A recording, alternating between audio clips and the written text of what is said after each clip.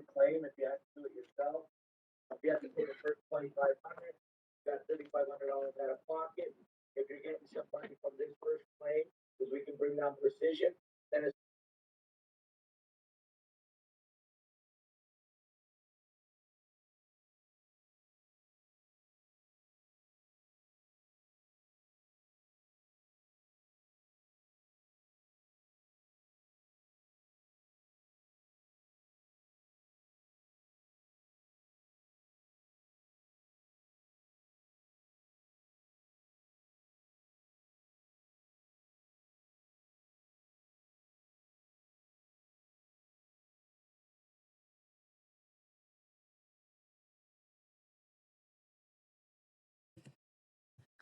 Okay, good morning, everybody, and welcome to the business license hearing of November 23rd, 2021.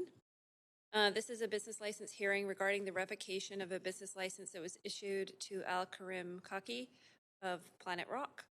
And before we begin this morning's proceedings, I have some opening remarks. Please note that this hearing is convened by electronic means as authorized under Part 14 of the Procedure Bylaw of the City of Vancouver Electronic Meetings. And as such, panel members may participate in person or by electronic means. Please note, if my connection is lost during any portion of this meeting, we will recess the meeting until my connection is restored. If a council member attending by electronic means loses connection during the voting process, staff are available to get you back online quickly while that voting process is suspended. And staff contact information has been circulated to you, panel members. Video of council members speaking and the vote results will be projected on the live stream when available. And for council members that are participating by electronic means, in accordance with section 14.13 of the procedure bylaw, please do ensure your video is turned on and let the clerks know if you leave the meeting for the purposes of maintaining quorum. I'd also like to acknowledge that we are on the unceded territories of the Musqueam, Squamish, and Tsleil-Waututh peoples, and we thank them for having cared for this land and look forward to continuing to work with them in partnership as we build this great city together. So, clerk, can we have the roll call, please?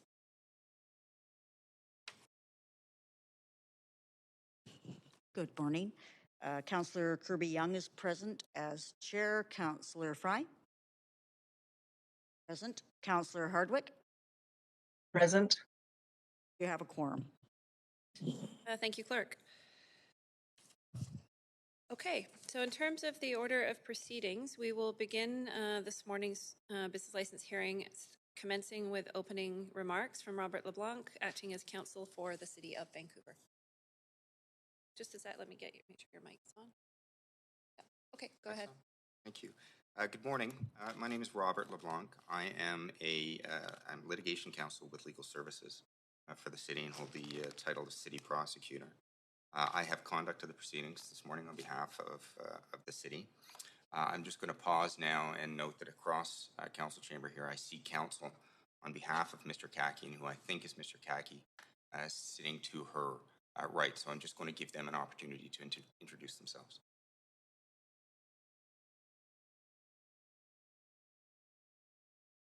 Counsel for Al Karim Kaki. Sorry, can you just repeat your name? We didn't have your microphone turned on. Alice Wynn. I'm appearing on behalf of Mr. Kaki, Al Karim Kaki, the sole proprietor of Planet Rock.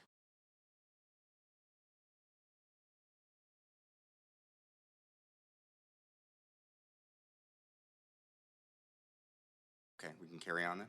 Yes, please. Thank you. This hearing this morning is before the panel to consider the recommendation of the city's chief license inspector to revoke the business license for Mr. Kaki, who is carrying on business as Planet Rock at the address of 1051 Granville Street. That recommendation by the chief license inspector, and the basis therefore, is set out in her letter of October 1st, 2021 to the licensee. That's included in the evidence materials that are before the panel at tab 8. And I'm just going to take an opportunity to read the two first paragraphs at the top of the second page of that letter as a preamble to entering into these proceedings.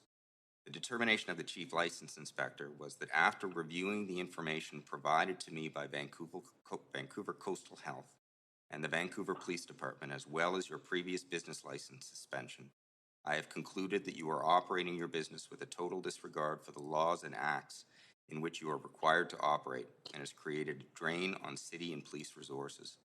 In addition to this, I am of the opinion that your business practices are harmful and dangerous to the health and safety of youths.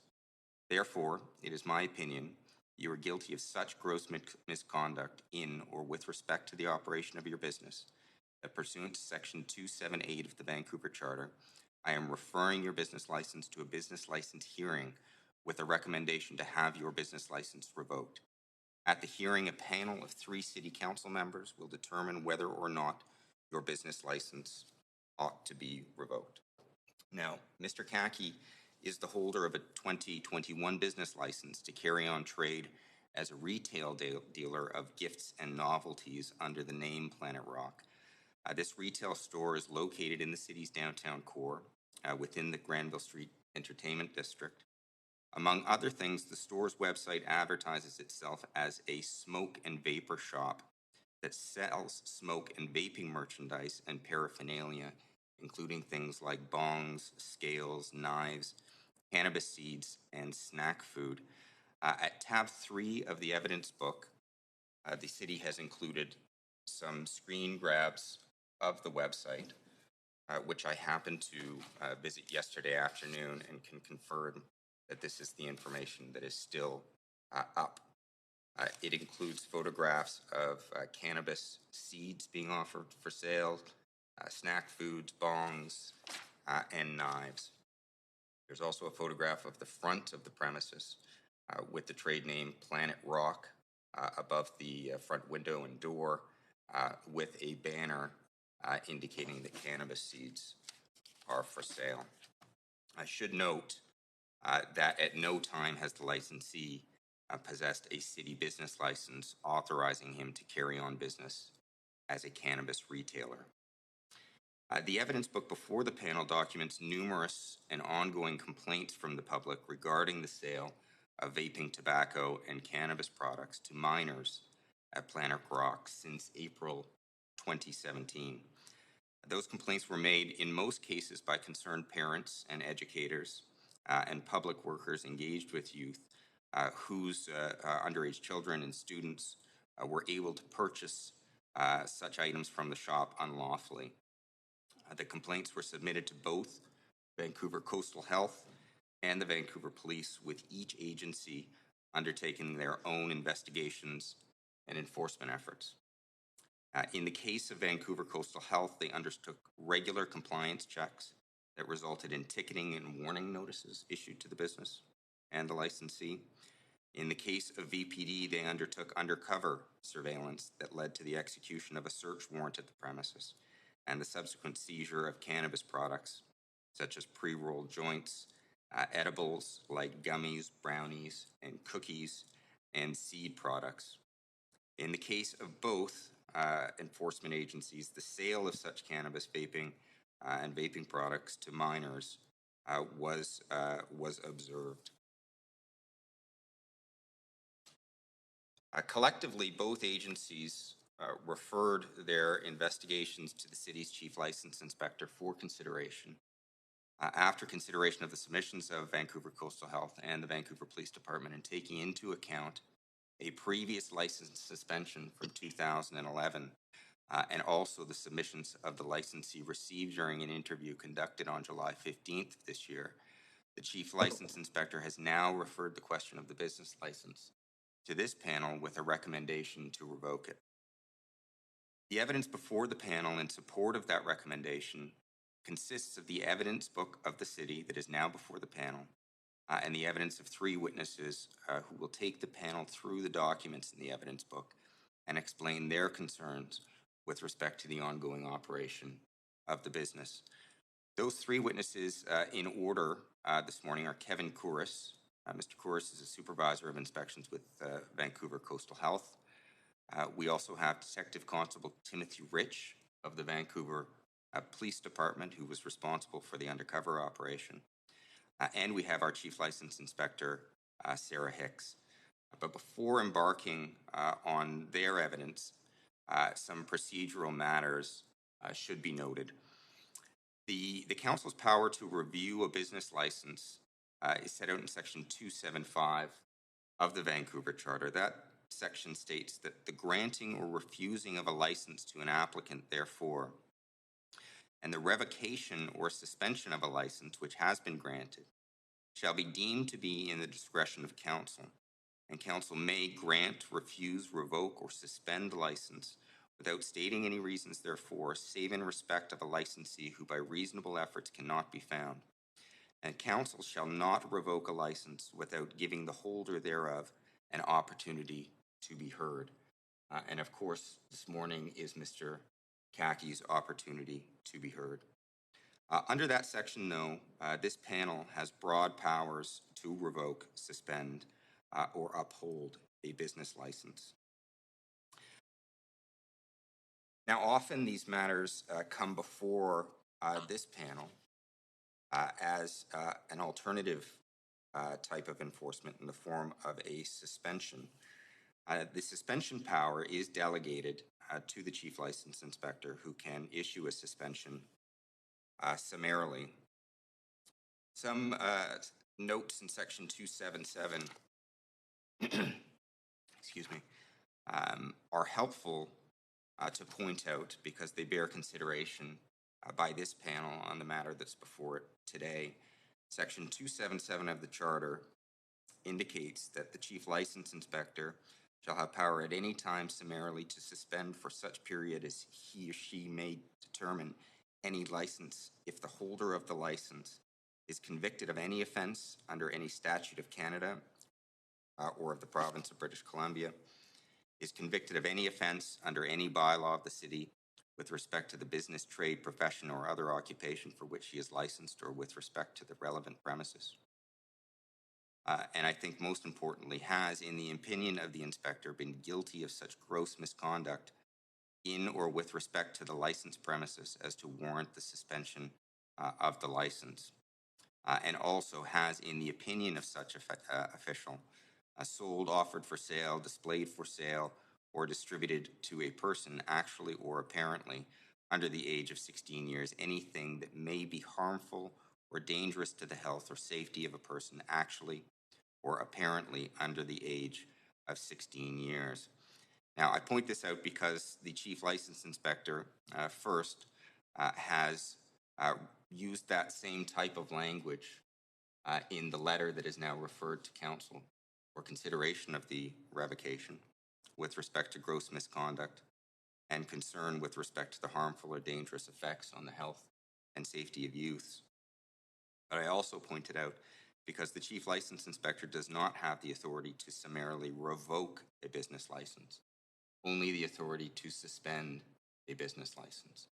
And of course, we are here this morning because the Chief License Inspector in this case considers the evidence that this panel is going to hear to be egregious to the point that a suspension is simply insufficient to deal with the concerns that she raises. Now, with respect to the procedure, that is outlined in section 278 of the Vancouver Charter. The procedure this morning under that section indicates that the Chief License Inspector may in any case recommend to council in writing the suspension or revocation of any license, setting out the reasons for such recommendation. The council shall not suspend or revoke the license without previous notice and an opportunity to be heard being given to the holder thereof. As I noted earlier, I'm going to ask this panel to repeatedly refer to consideration of the Chief License Inspector's reasons for her recommendation as set out in her letter of October 1st. So in consideration of that recommendation, the issues that this panel may consider are broad and may include consideration of whether the management of and the activities of the business amounts to gross misconduct, whether the business is being responsibly run in keeping with council's expectations of its corporate citizens. Has it been so in the past, and will it be so in the future? You can consider the impact that the business has on the local community. You can ask, has the licensee conducted himself in a way that may be harmful or dangerous to the health or safety of the youth in the city? And you can ask, has the licensee conducted himself in a way that has created a drain on police and city resources? In these hearings, this is an administrative hearing, the rules of natural justice apply. So I will ask the panel to be mindful of the fact that the license holder is entitled to hear the allegations against him this morning. He may respond to those allegations. He may ask questions of the city's witnesses, and he may provide evidence on his own behalf. And after hearing all of the evidence that's going to be presented to you this morning, if you see fit to revoke the business license or place restrictive conditions on the license, you must give reasons for the suspension or revocation of the license in the same way that the Chief License Inspector has in her letter of October 1st. So that's the initial comments that I have. The order of proceedings indicate that next we shall move to the testimony of the City of Vancouver witnesses, beginning with direct examination by myself. So if we can move in that direction, I'm going to ask that the representative here this morning from Vancouver Coastal Health please approach the witness stand. Thank you. If you could please introduce yourself, sir. Good morning, everyone. My name is Kevin Curris. I'm the supervisor of the Tobacco and Vapor Products Compliance Program at Vancouver Coastal Health. Thank you, Mr. Curris. How long have you been employed by Vancouver Coastal Health? Approximately 16 years. And in your present capacity, how long have you held that position? 3.5 years. And can you tell the panel a synopsis, perhaps, of what your duties involve? Our program ensures compliance with respect to the Tobacco and Vapor Products Control Act and regulation. Through the Ministry of Health, we are mandated to conduct a specific number of inspections, whether it be educational inspections, which we call routine inspections, or we carry out a minor test shopping program. So we have approximately 9 minor test shoppers aged 16 to 18 years old that we send into all stores in the Vancouver Coastal Health catchment area to test their compliance and making sure that they are asking identification when selling these specific products that are age restricted. And of course, those age-restricted products are set out in the regulations that you're responsible for enforcing. Correct. And can you just provide the panel with some information as to what those age restrictions are and what products they apply to? So in the province of British Columbia, to purchase tobacco and vapor products, one must be 19 years of age or older. Now, you're here today with respect to a business being run by the name of Planet Rock at 1051 Granville Street. I understand you're familiar with this particular business. Correct. And you have provided in the evidence package that's before the panel a synopsis of the compliance checks and investigation and enforcement activity by your agency with respect to the business at 1051 Granville Street. Correct. Just for the panel's information, that is the synopsis that's noted as being under tab 4. Do you have a copy of that before you, sir? I do. Thank you. If you could just explain to the panel how this synopsis came to be and what it's detailing for us. Okay, so I was contacted by the Vancouver Police Department originally by Detective Craig Reynolds, which connected me with Tim Rich. Some information was brought to our attention due to the specific products that fall under our legislation being sold at Planet Rock. We've had an ongoing history with Planet Rock. I basically provided a history timeline of my transition from district officer, which I was Planet Rock's district inspector prior to 2017, and laid out basically my time as a supervisor because the complaints get they get filtered towards me. So I would then take those complaints and assign them to the current district officer. So what I did here is I basically did a history timeline of any sort of complaints, educational sessions, any sort of minor test shopping inspection passes and fails. Going through the timeline from November 2017 to April 2021, we had received 9 complaints. All those complaints were sales to minors. Some, it was concerning to me because of the age, the information that we were receiving, the age of the individuals purchasing these products at the specific store. Like I mentioned before, one must be 19 years or older to purchase these products, but we were receiving complaints that 13, as young as 13-year-olds were purchasing from this specific retailer. In terms of our program, Planet Rock had 4 minor test shop passes. So that would be when when a minor gets sent in, they're actually either asked for identification or just asked to leave the store. And they had 4 minor test shopping fails. Out of those 4 fails, 2 resulted in violation tickets for sales to minor to the sole proprietor, Mr. Kaki. Can you just explain to the panel how the test shopper program works? Absolutely. And if you want to make reference to some of the inspection notes that are contained under tab 5, please feel free to do that, but just note which date report you're referring to. Okay, so with our test shopping program, what we do is we have over 700 tobacco and or vapor retailers. So we break those down into districts. We could be checking anywhere from 20 to approximately 30 facilities that sell tobacco and vapor products. Again, we do have a roster of minor test shoppers aged 16 to 18 years old. So I would set out and go out with 2 minor test shoppers, and Planet Rock would be one of 20 to 25 stores that we're checking that evening. The same instructions are given for every single store. We park as close as we can just for safety reasons, just to keep an eye on the minor as they're entering the store. If they're successful in purchasing the product, they come back to the vehicle. They write their report as to what happened during the transaction. And then at that time, the officer would use their discretion on whether to enter the store to issue any sort of warnings or violation tickets, or again, with using discretion, if they choose not to, a later date would be attempted to be set with Mr. Karim to issue any sort of violations. So I note in your synopsis at tab 4 that there were those 4 fails.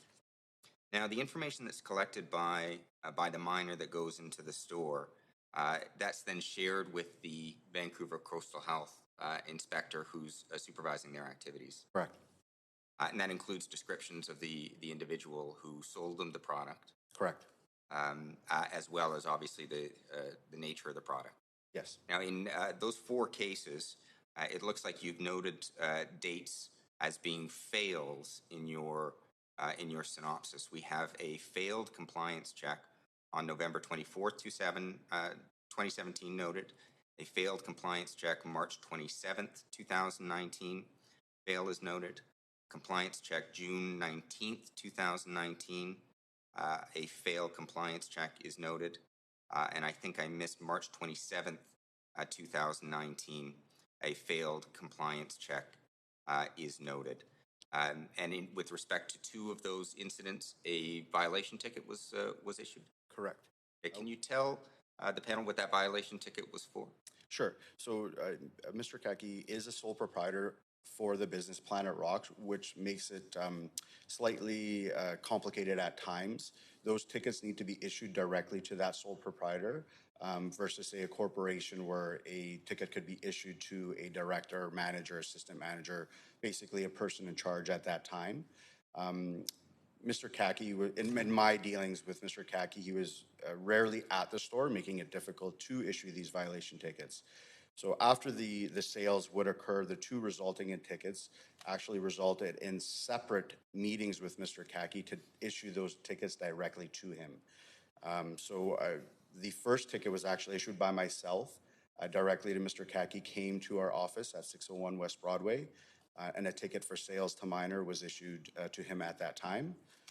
The second violation ticket, Mr. Kaki met the current district officer, Officer Rathbun, I believe in Port Coquitlam, where Mr. Kaki resides. And now, with respect to the violation tickets, you also indicated that education was a component of your inspection activities? Correct. So, like I mentioned before, through the Ministry of Health, we are mandated to provide routine inspections, which are also known as educational sessions, to all our tobacco and vapor retailers. Our mandate is actually only one of these routine inspections per facility, but Vancouver Coastal Health has doubled that. So throughout the year, we do provide them with a specific inspection with that emphasis on educating the retailer on what they need to know in order to sell these products in British Columbia. Again, with my dealings with Mr. Kaki, rarely at the store. So these educational sessions are more effective when dealing with the owner or a deemed manager at the store. But there was no, there always seemed to be a turnover in staff there. So these are unscheduled inspections. So the officer would just show up, and whoever happens to be at that store, we run through our program with them. We leave them our business card, informational pamphlets, and then would ask the ownership and or management to get a hold of us. So that's how typically it works. I'm just looking at the very last inspection report that was completed by Mr. James Rathburn. This is the last inspection report under tab 5 for an inspection dated October 4th, 2019. First, can I just ask, who is James Rathburn? His name seems to be on majority of these reports. Officer James Rathbun is the current district officer for the Granville Street area. Okay. And I'm reading from his closing comments here in terms of his interactions with Mr. Kaki stemming from his investigation or inspection on that date. There's a note that a ticket was issued. And I also note towards the bottom of that inspection report that Mr. Kaki was advised that any further violations could potentially lead to a business license review with the City of Vancouver. That warning was given to him by Mr. Rathburn at that time. Correct. And that was back in 2019. Correct. Now, there's also an indication at the bottom of your summary, back to tab 4, with respect to an April 29th, 2021 complaint investigation, where there was a discussion or discuss sales to minor complaints. And I'm reading from your notes because you produced this. During the inspection, the tobacco enforcement officer noticed prohibited e-juice for sale. The store owner, Al, said he would stop selling vapor products by the end of March. Do you know who that was told to? Mr. Kaki? Mr. Kaki said that. Did he say that to one of the inspectors? To Mr. Rathbun. And so moving forward from April 29th, 2021, it would have been your agency's understanding that Mr. Kaki was no longer going to sell vapor products out of Planet Rock, and that would hopefully solve the problem. Correct. One thing I'd like to add, in November of 2019, basically the requirements to sell these products in the province of British Columbia changed. What needs to be done now is a notice of intent. So basically informing the Ministry of Health that you plan on selling vapor products is a requirement for anyone selling vapor products. This is something that Mr. Kaki has not done for the store.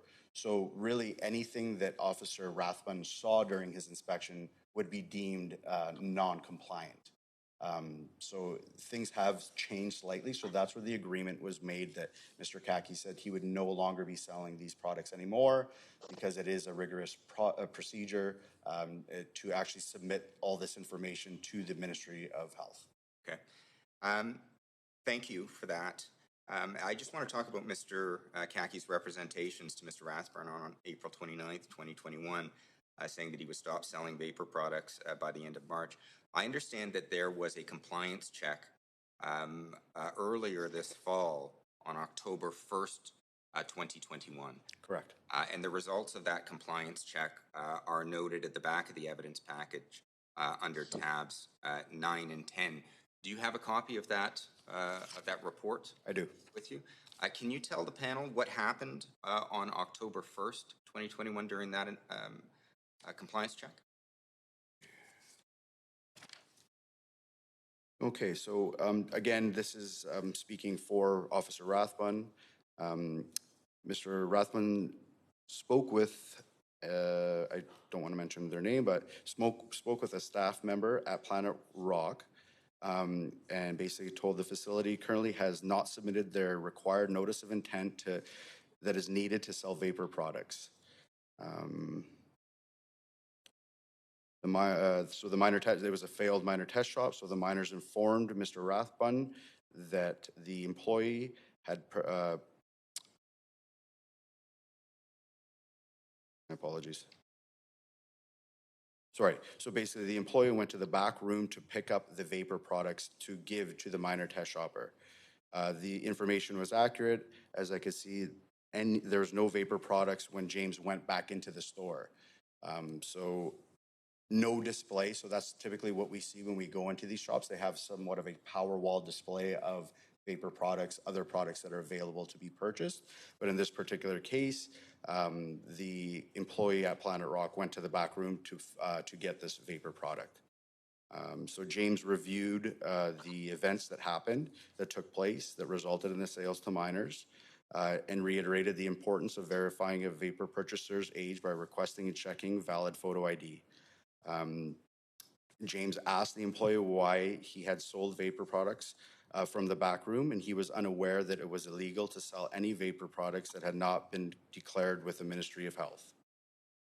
Okay, so just backing up again to Mr. Kaki's representations on April 29th, 2021, as of that date, there had been multiple complaints as indicated in your inspection reports from members of the public, including parents, educators, and persons involved with youth, correct? As of that April date, there had been 2 violation tickets issued. Correct. As of that April 29th, 2021 date, there had been 4 failed compliance checks. Correct. As of that date, there had been warnings given to Mr. Kaki with respect to the ongoing unlawful sale to minors of vaping products. Correct. And yet, following April 29th, 2021, there was a 5th failed compliance check on October 1st, 2021. Correct. Not only was it a failed compliance check, there was a sale to a minor, and the sale appeared to be a sale of the vaping products, appeared to be being done surreptitiously by hiding or keeping that product in the back stockroom. Yes, that's correct. Thank you.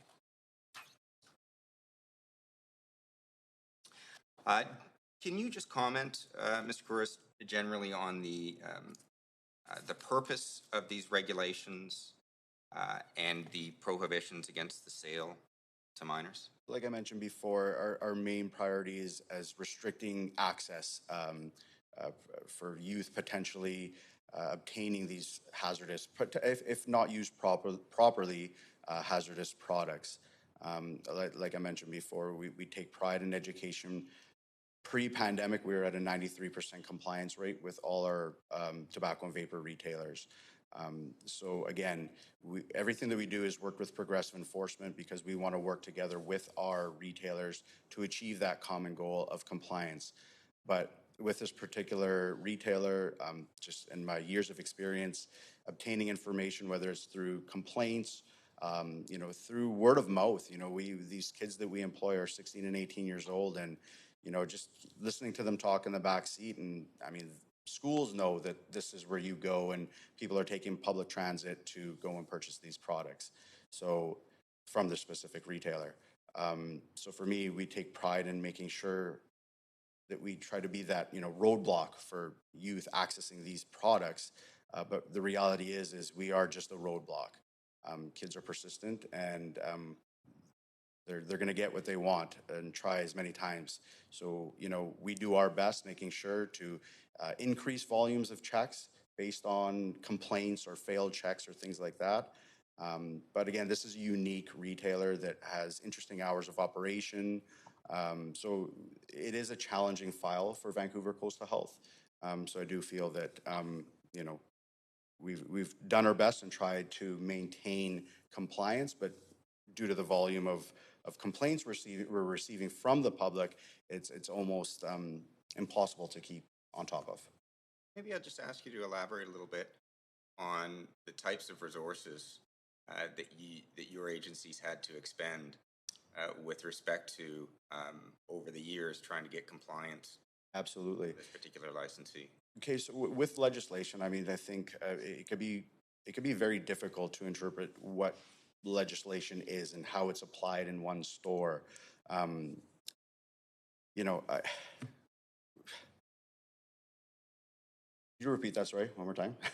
Yeah, no, I'm asking you to give the panel a sense of the amount of resources that your agencies had to invest in enforcement and trying to get compliance with respect to this particular retailer or licensee.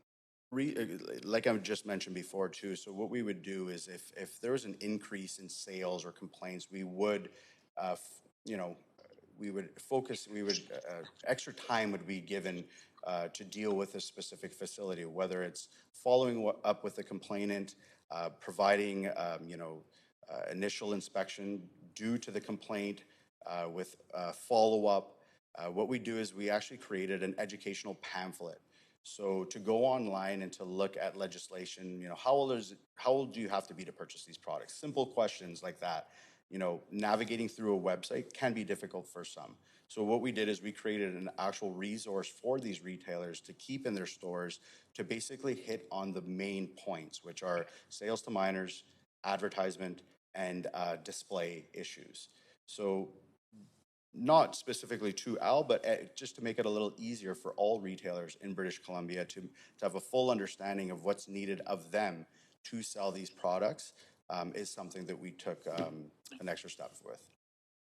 I'm just going to close by asking you, considering your knowledge of this particular retailer, the history of enforcement by your inspectors, your dealings with Mr. Kaki, do you have any faith that moving forward, this particular business being operated as it is going to be able to cease selling these types of goods to minors? Unfortunately, I do not.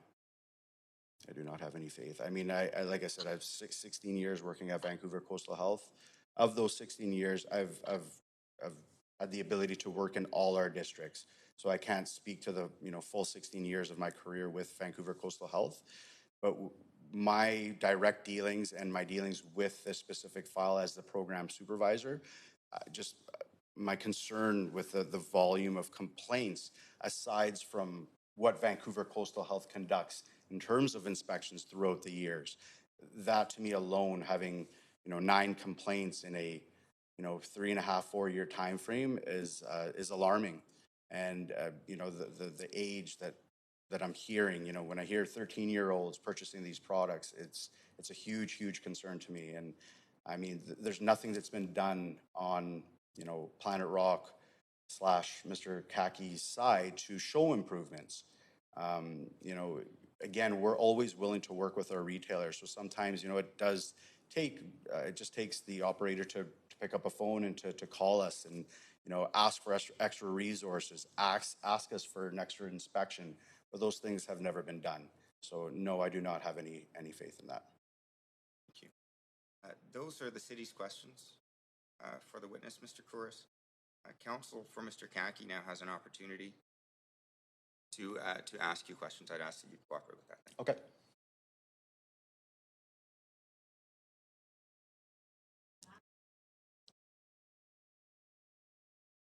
Go ahead, try it now. Your mic's on now. Are you able to hear me with the mask on, or do I need Yes, to take we it can, off? if you Okay, prefer to keep it on. perfect. Just a few questions, Mr. Kirk. How are your complaints received? Are they by phone or email? So they can be by phone, or we have a general VCH line that would get filtered. If it's a tobacco or vapor complaint, it would get filtered to my email. And generally, are you receiving complaints by email or by phone? I would say the majority of them are through our general line. And who documents these complaints? The documentation would be done by the district inspector. So if a follow-up is done post complaint, for example, say James Rathbun is the current district officer. So if James were to receive a complaint, he would make efforts into contacting Mr. Kaki or a manager at the store to discuss the complaint that they received. And at that time, that would prompt them to provide him with a educational session.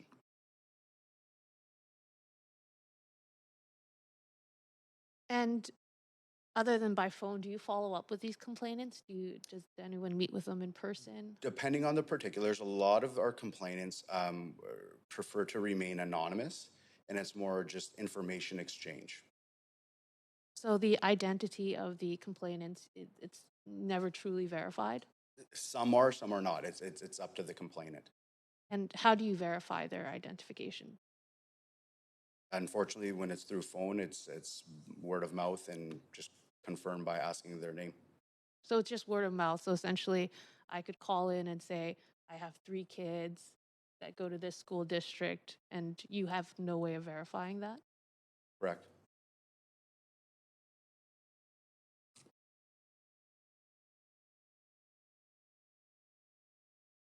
Do you ever follow up, or your department follow up, whether or not the complainants are indeed making accurate statements in terms of who they are, identification wise?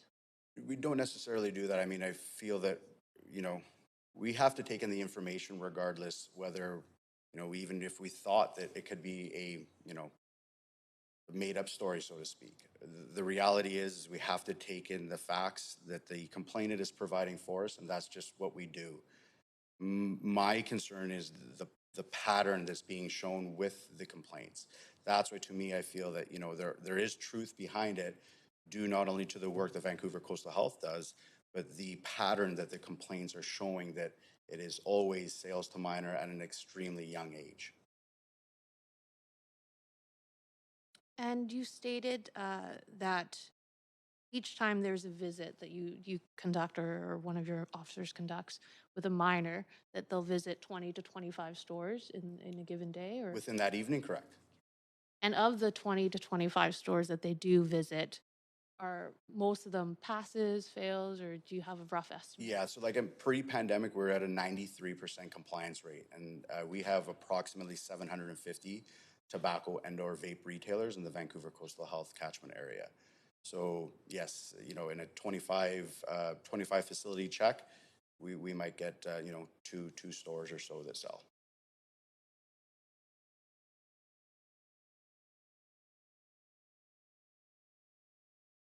And to confirm, based on your chronology that you provided, in 2017, there was only 1 compliance fail, Correct.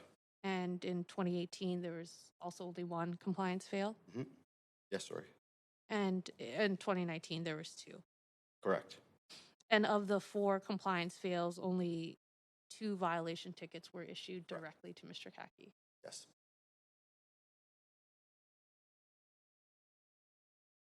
Just to add, our program uses progressive enforcement. So if an initial sale occurs, of course, discretion comes into play, but because we put an emphasis on education, we do like to give them that first opportunity to, you know, we give them a warning, a verbal or a written warning, but then they do remain on an enforcement list, which would, you know, result in the issuance of a ticket if another sale occurs. So that's why that only 2 of the 4 were tickets issued. And you said earlier it was pre-pandemic, there was a 93 compliance rate. Correct.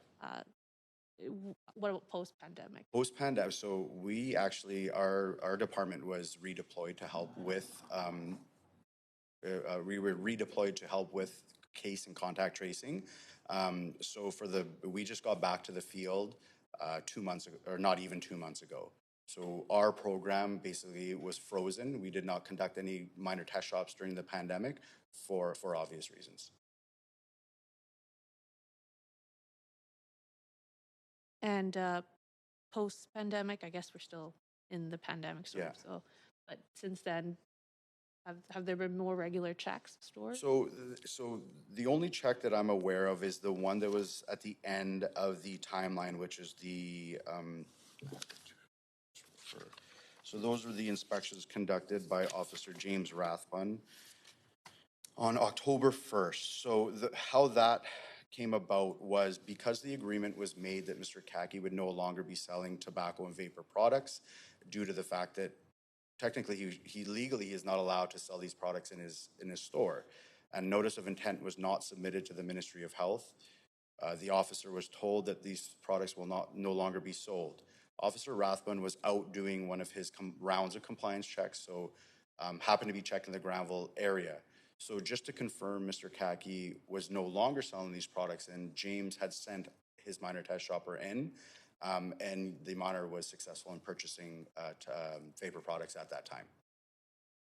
And you provide more thorough logs of each of these chronology events in your chronology.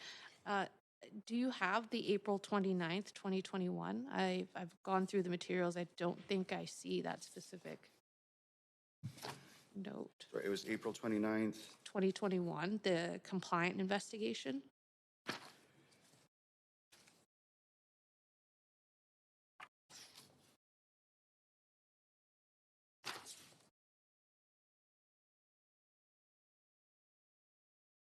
I don't seem to have one in here.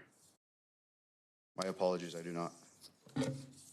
Because we have been discussing that in depth, but there seems to be no record of that visit, the April 29th, 2021.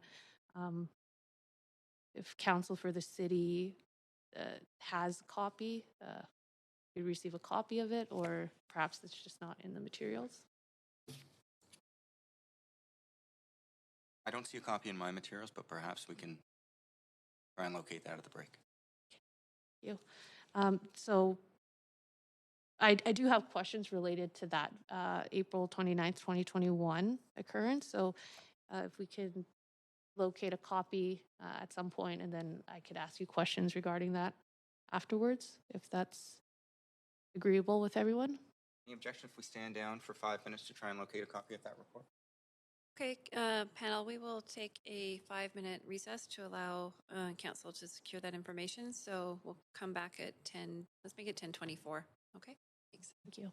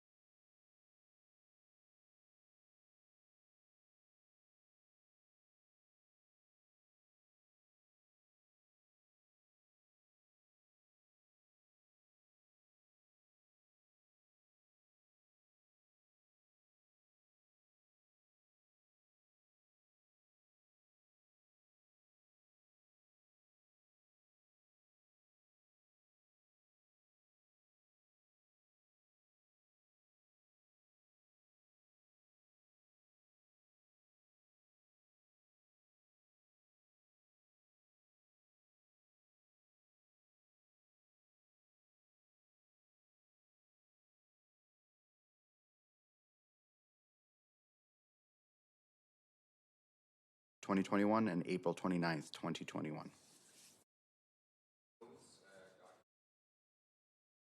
Momentarily. Maybe what we can do, subject to any further questions from council, is stand down Mr. Kouros, give him an opportunity to collect those documents. In the meantime, we can continue on with the evidence of the Vancouver police officer, and then at the end of that, recall Mr. Kouros to deal with the inspection report. I think if the parties are amenable to that, we can, in the interest of time, seeing not. Okay. So let's go ahead and do that if you want to call the BBD member. Thank you. We'll call you down then, Mr. Kouros. Thank you.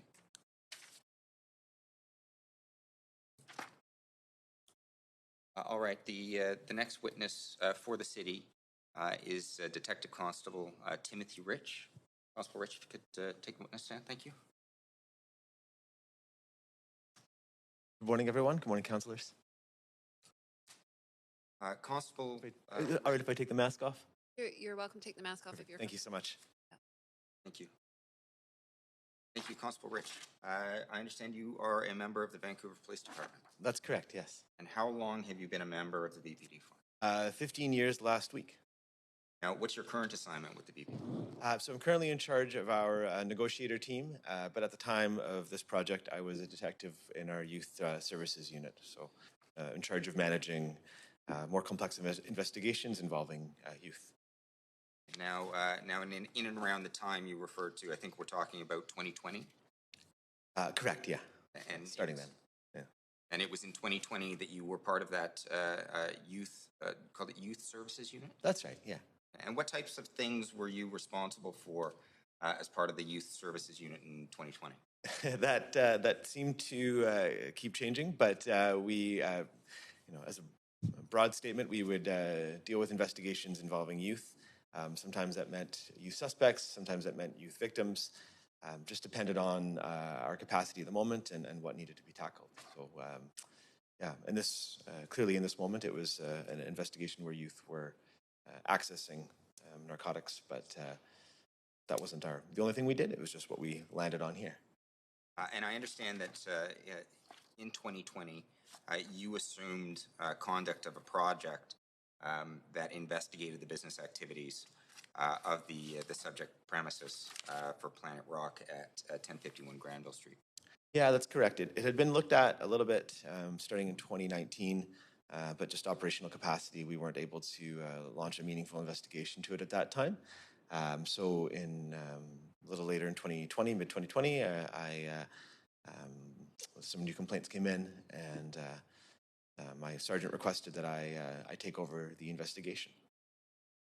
Before the panel at tab 6 of the evidence materials, we have a report from you dated March 10th, 2021. Do you have a copy of that report with you? I do, yes. It details some background in terms of your beginnings of the investigation, what you were concerned about. Can you just explain to the panel how it is you became involved and what information you learned that prompted you to undertake an undercover investigation into the premises? Absolutely, yeah. It's certainly slightly unusual to undertake an undercover investigation into just a store selling marijuana. However, in looking at the history related to Planet Rock, starting back in 2017, we have a variety of files generated of varying credibility, varying I shouldn't say credibility, but I should say of varying weight. Some are like the 2017 file ones where we simply had 5 youth gathered at front of the store and someone made a complaint about that. So limited value there, certainly. In 2018, though, we see a lot of parents calling in to complain about their kids purchasing marijuana and vape products at Planet Rock. We have several files of that nature. We also have 4, I've listed them here as CAD calls, and that just means computer automated dispatch files of youth purchasing vape products at Planet Rock. And what these would basically be someone calling in saying, oh, hey, my so-and-so did this, but because my guess would be that because these are just vape complaints, we didn't have resources at the time to manage them. So they exist only as CAD calls, not as an instance where an officer actually went and investigated. However, there are, in total 12 complaints that were levied against Planet Rock. Those 12 complaints are enumerated beginning at the first page of your report.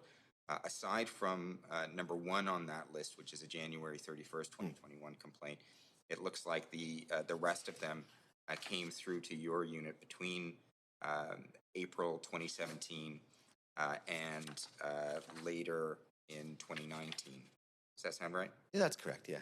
And the nature of those, just without getting into any of them, the specifics, related to youth activities, the sale of cannabis product, vaping products to youths out of Planet Rock during that time.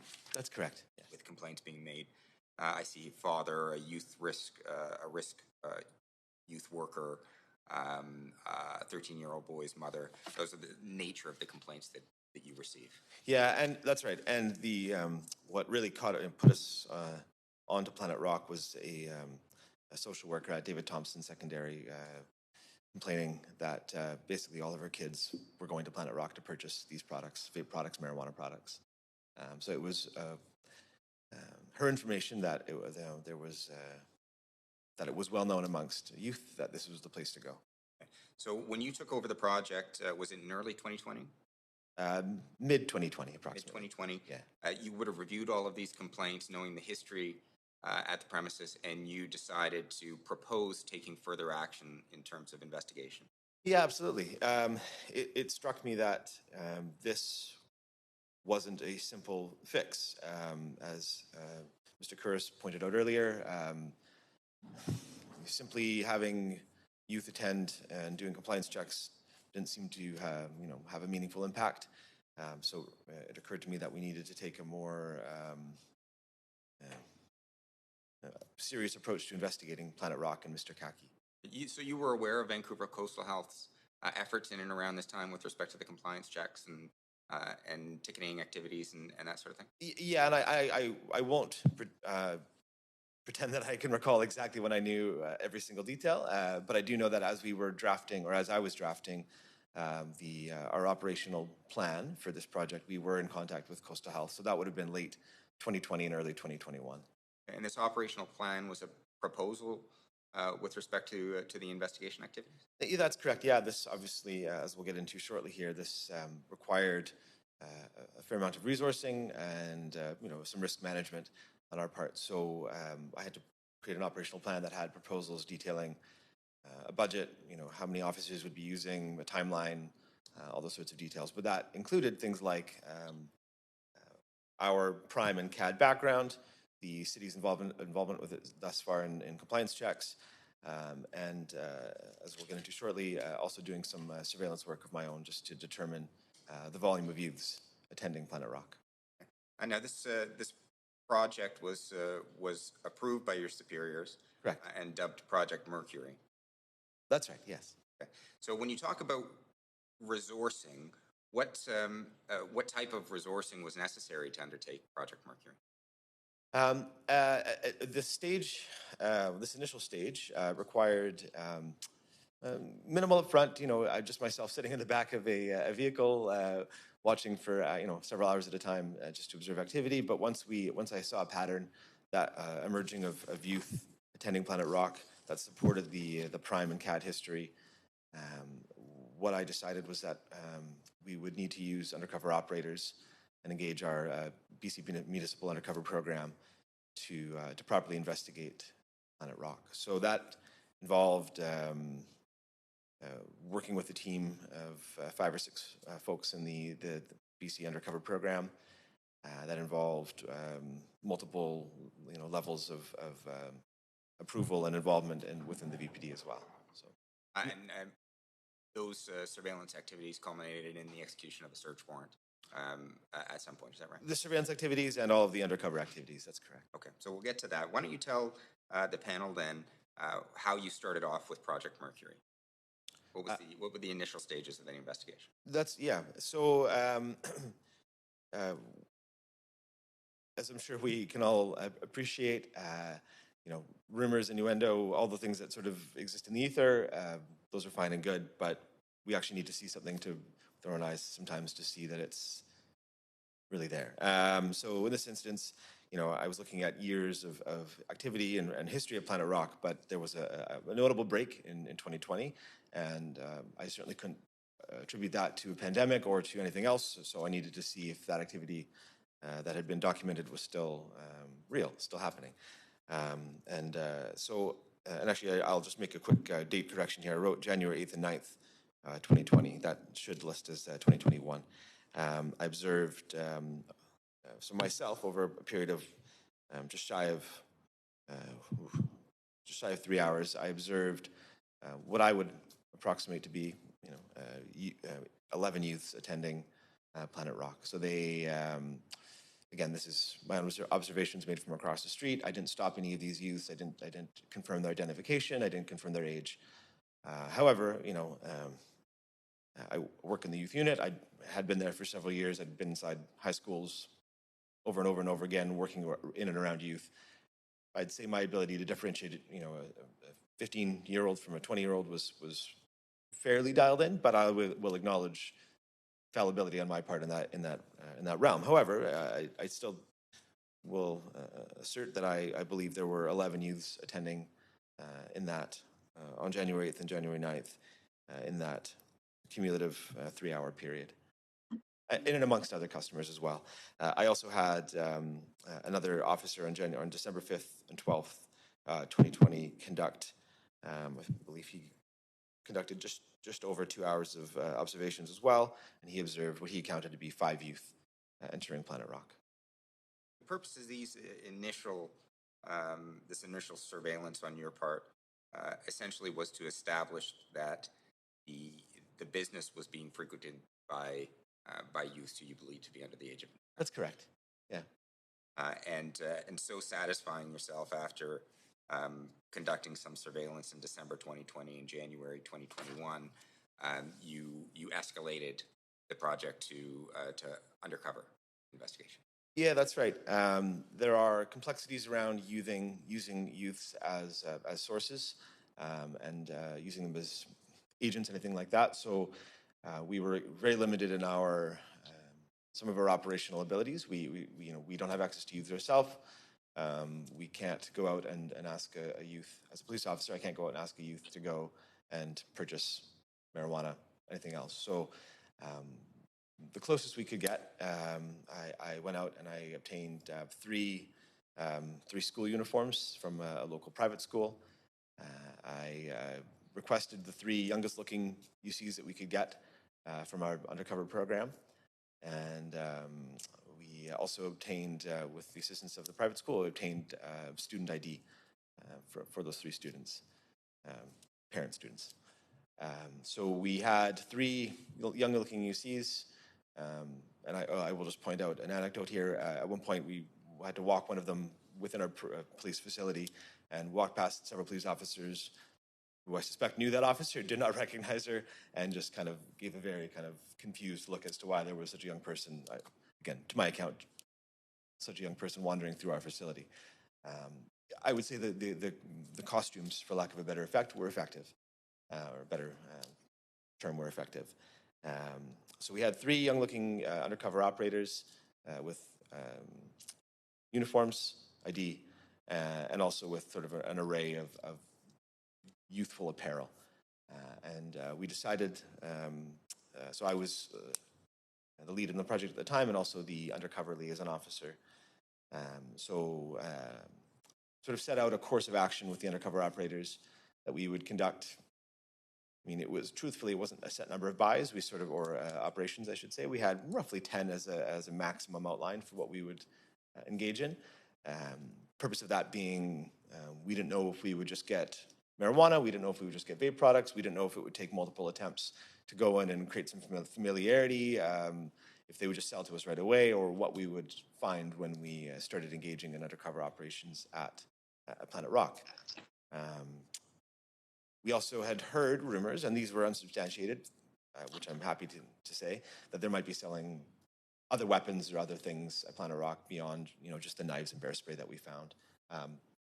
So thankfully, some of those rumors that we heard, we investigated and they were unsubstantiated. So that's great. I'm happy to see that Mr. Kaki wasn't engaging in any of that activity. However, we did discover a lot of other concerning activity at the store. You've noted 11 such incidents of undercover inspection or investigation at the premises starting in December 2020. This is just under the heading undercover operations at the third page or fourth page of your report. First, just with respect to the undercover operators, it sounds like the objective here is, although you didn't have anybody who was underage, was to costume them in a way that would at least twig a store clerk or an owner of a business to identify them, to ensure that they were of age when purchasing age-restricted products. Very well put. Yeah, that's exactly it. Because we didn't have access to actual youths, we had to create the appearance of youths. And it was exactly that, to trigger the action of checking ID, to seeing if they would actually acknowledge that we were bringing in very young-looking people in school uniforms who, by all accounts, should have been considered youths. Yeah. This is a high school uniform for a private school. Thank you. That's right. High school uniforms, yes. So why don't you tell us what happened in the course of the undercover operation, starting with the 2 December incidents? What Absolutely. Those? So in December 18th, 2020, we had 3 undercover operators enter Planet Rock in school uniforms. I won't go into names here, but I'll just state that we didn't encounter Mr. Kaki. We encountered another employee who we did encounter a number of times at the store. At this point, the operational goal was simply to go in, assess the store, see who was working, potentially create some familiarity with store staff, and use that as a way to set up future visits and purchases from the store. So in this instance, the UCs looked around, had the shop, the store worker show some products around, again, kind of create some familiarity. And at this point, all they purchased was a marijuana grinder. And then they purchased that and exited the store, and then turned that over to me, which is what they did with basically all of these undercover operations. So based on that, we decided we'd send the youth back in this time, or the undercover operators back in. We alternated between the school uniforms and youth apparel, just to partly to see if they would continue to recognize the undercover operators, to see if they were only seeing the clothing, or if they were actually, becoming familiar with the people that we were sending in time and time again. So on December 29th, we sent in 3 operators again in youth attire, and they spoke to the same employee as on December 18th. And that employee did appear, again, this is subjective, I recognize, but they did appear to recognize the undercover operators, and at that point sold a bong, rolling papers, and tobacco. So that... And no ID was requested?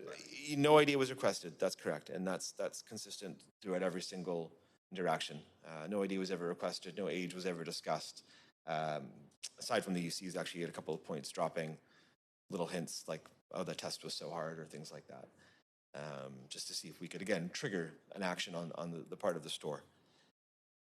So on January 4th, 2021, 3 UCOs, the same UCOs, they entered Planet Rock in school uniforms this time and spoke to the same employee as the previous 2 dates. This time, the employee sold a vape pen and 2 packages of the employee acknowledged illegal 50 milligram cartridges for the vape pens, and again did not ask for ID. And at this point, the UCOs advised me that they had actually observed signage for Crop King Seeds marijuana posted inside the store. So several posters kind of dotted throughout. And I can just keep rattling through if you'd like, if that's if you could. It looks like in the next attendance by the UCOs that they were successful in the purchase of marijuana or cannabis products. Correct, yeah. So we sent them back on January 9th, same three UCOs in, again, regular youth attire, so not school uniforms. And they spoke to the same employee as the previous 3 dates. And that employee sold 7 grams of bud marijuana, 3 edible gummies, a pop brownie, and more of the illegal 50 milligrams vape cartridge packs, as well as 2 glass pipes. No ID asked for, and the employee again did appear to recognize the undercover operators. Of note, at this point, the undercover operators advised me that there were numerous knives on display. As mentioned, we had some concern that they might be illegal. Just to jump ahead briefly, when we did our search warrant, we actually brought in a weapons expert who advised that, as far as they could tell, none of the knives displayed were illegal. But it was at this point where they noticed that, and I just wanted to cap that off. I don't want to levy any. With respect to the sale of the cannabis products, as of January 9th, 2021, and at all material times, there were no provincial authorizations or city authorizations in place that would allow for the sale of cannabis products out of the business. Is that right? That's correct. Yeah, part of the operations plan was to confirm that they were not licensed through the city, the government, anyone to sell cannabis products. And no such authorizations exist? No such authorizations exist. That's correct. So not only were they selling to persons being held out as minors without requesting identification, they simply weren't authorized to sell those products in the first place. That's correct. Moving on to the next point then, January 13th. Pick it up from there, please. On January 13th, the 3 UCOs, again, same UCOs, entered Planet Rock, this time in school uniforms, and encountered a new worker, someone that they hadn't seen before. And that worker advised that Morgan was bringing in his own product to sell inside the store.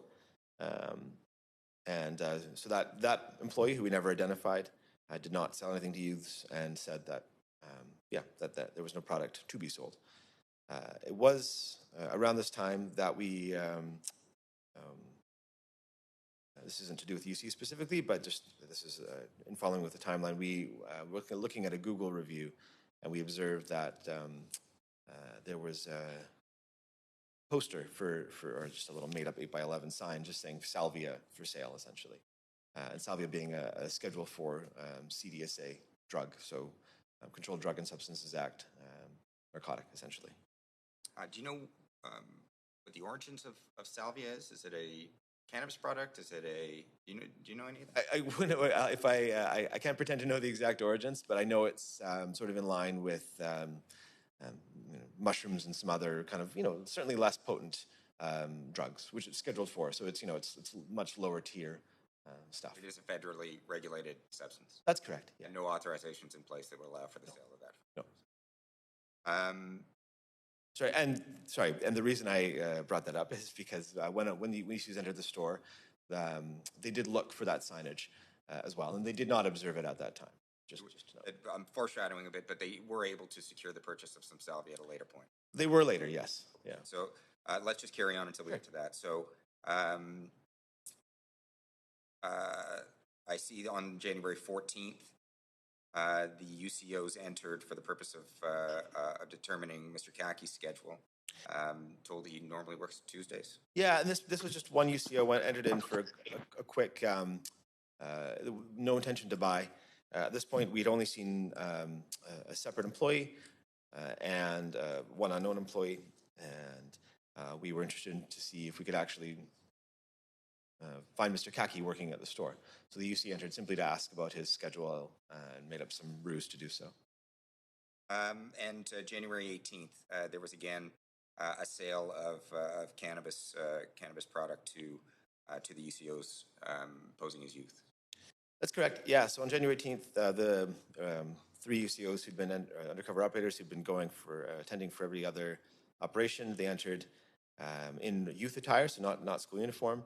And at this point, they encountered Mr. Kaki, who sold 2 packages of marijuana cookies labeled at 40 milligrams each, and a 7-gram prepackaged baggie of marijuana, a stealth vape pen and 2 illegal packages of 50 milligram cartridges for the vape pen.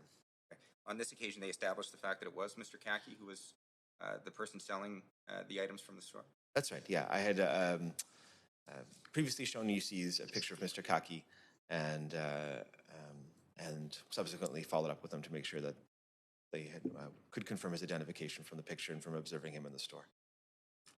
And again, Mr. Kaki didn't ask for identification for the sale. That's correct. No ID. Asked for. Moving forward, January 19th, 2021. Tell us what happened that day. Yeah, so on January 19th, we had one of the youngest looking, they were all young looking, but by far the youngest looking UCO enter Planet Rock in a school uniform. She encountered Kaki, who sold that undercover operator 2 edible marijuana gummies and $80 worth of salvia. So as noted, the sign had been taken down, but we noted that it wasn't, the sign was there until fairly recently. So we said, well, let's see what else they have. Let's ask about other products.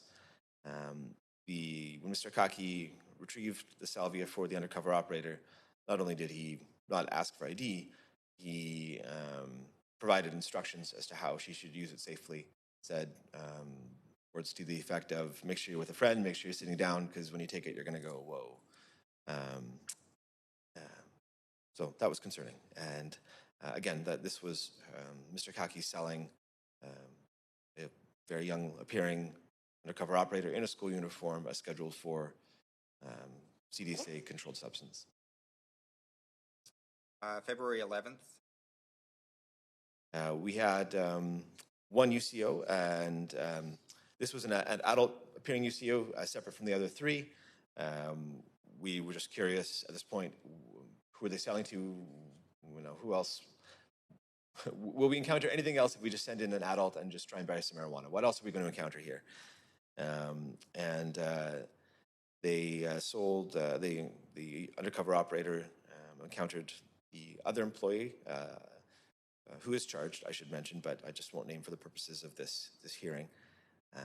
But the other employee that we encountered multiple times, that employee sold the undercover operator bong and 5.28 grams of bud marijuana.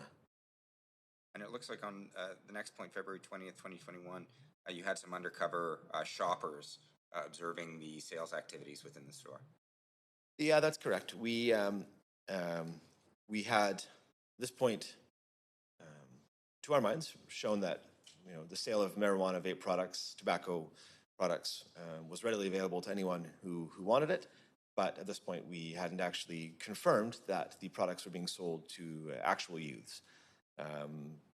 In our minds, important for this hearing, but also very important for our criminal case against Mr. Kaki and the unnamed employee. So the undercover operator observed a 17-year-old purchase a pre-rolled marijuana joint from the previously unnamed employee. We did follow the customer outside of the store, where we stopped him, arrested him temporarily, seized the marijuana, and then released him without charges. But it did confirm his age, did confirm that he had purchased the marijuana from inside the store.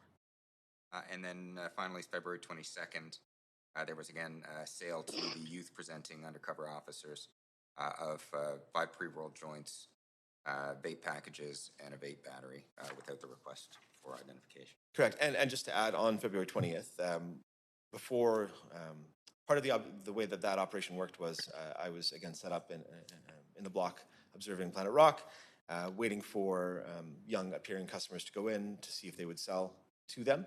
And during that approximate hour of observations, I observed 13 customers who appeared to be youths, other than the one 17-year-old whose age we did confirm. And then on February 22nd, 2 undercover operators entered Planet Rock back in regular youth attire and encountered the previously unnamed employee, who sold them 5 pre-rolled joints, 2 illegal 50 milligram vape packages, and a vape battery. Again, none of these interactions was ID ever asked for, and that includes with the 17-year-old who we observed purchase marijuana from the store. You then conducted an analysis of the product that, or I think most of the product that you were able to purchase from the store, and confirmed that they were all illicit substances that they were being held out as. Exactly. Everything was confirmed to be what it was held out as. That's right. Okay, and based on that, you were able to secure a search warrant with the belief that it would afford you with further evidence in the investigation of Cannabis Act infractions. Absolutely. Cannabis Act and Controlled Drug and Substances Act, given the sale of salvia. And, part of the evidence we were looking to obtain was, we had information from that one unknown employee who was stating that,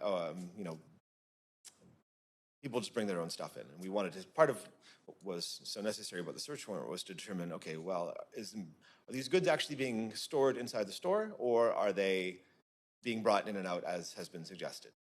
So we set up our search warrant on February 24th, 2021. Just to, I know it's a question you asked Mr. Corris previously, but just to address it here, in terms of resourcing, this was a heavy operational day. Probably this involved the full surveillance team. This involved IDENT, probably 10 to 15 detectives. Multiple man hours. So easily 30 officers involved over the course of this day, and subsequently dealing with the property. So a very involved process on our part, for sure. Part of that is that we needed or determined that we'd be arresting Mr. Kaki and the other unnamed charged employee on this day. The search warrant yielded a number of items that turned out to be cannabis products and other controlled substances. Correct, yeah. So we observed numerous vape products inside the store, not within our power to seize, but they were observed there. We observed numerous items of drug paraphernalia marketed toward young persons, at least in our opinion. Several posters advertising cannabis and cannabis seeds, which is a contravention under the new Cannabis Act. 52 packages of cannabis seeds, vials of suspected cannabis seeds, 5 of those. 10 canisters of bear spray, not in themselves illegal, but there had been a previous... there was a file where youths were buying bear spray from Planet Rock and using it shortly after purchasing it from the store. So that was largely a safety seizure on our part. Some bud marijuana under 10 grams, several joints, 6 more of the marijuana cookies, and 6 marijuana brownies and 10 marijuana cookies. Notable with those is that the packaging with those brownies and cookies was identical to the packaging that we had purchased on previous dates. It was all the same, I believe, little tiny red heart sort of parchment paper packaging that we had seen on every other encounter. So didn't matter who was selling it or what day we were there. The product we found on the search warrant day was the same product that we'd found on those other days, or been sold on those other days. 11 edible gummies, 47 red and blue pills containing suspected THC oil, 1 magic mushroom, 5 packages of shatter, just a concentrated cannabis product, 30 pills of containing suspected marijuana, and thousands and thousands, rackfuls of dime bags for packaging various drugs. Can you just explain to the panel what dime bags are? Again, I think the origin comes from it being a $10 bag of drugs or something like that. Often used for some harder drugs, but also can be used for cannabis in smaller quantities and things like that. So just a way of packaging and selling smaller quantities of drugs. Like a small 1 inch by 1 inch Ziploc bag or something? Yeah, even smaller sometimes. Yeah, in that realm. That's right. In the course of the execution of the search warrant, I understand Mr. Kaki was at the premises. Initially at his home, as mentioned, we had surveillance that day, and we observed him attend the premises, open up the store, and he was subsequently arrested inside the store. And as part of the investigation, matter's been referred to federal Crown. That's correct. A request to lay charges under the Cannabis Act. Correct. Yeah. Notably, the Cannabis Act, as we know it now, is very, very new and very untested. So I will acknowledge here that we think we laid something like 90 charges between the two suspects. I'll acknowledge right now that that's a very large number, and that's being whittled down actively as we speak. We just simply didn't know what would stick and what was relevant to our case because it's such new untested law. So the number, I will have to acknowledge the number is much lower than is presented in this report. But I think notably what we'll be moving forward with would be, selling under the Cannabis Act and probably trafficking under the Controlled Drug and Substances Act for the salvia. And have you had any further dealings with the business since that time? Myself, no. And I believe all further dealings have been with through Mr. Curris and his folks. I understand you attended to an interview collectively with Mr. Curris and Chief License Inspector at some point. Is that right? I did, yeah. I suppose that would be the one other dealing I've had, though I didn't deal with Mr. Kaki directly. It was a preliminary hearing, I guess, preceding this. Yeah. And that was on July 15th, 2021, and that Correct. was your only other involvement? No other involvement, no. Thank you. Those are my questions for the constable.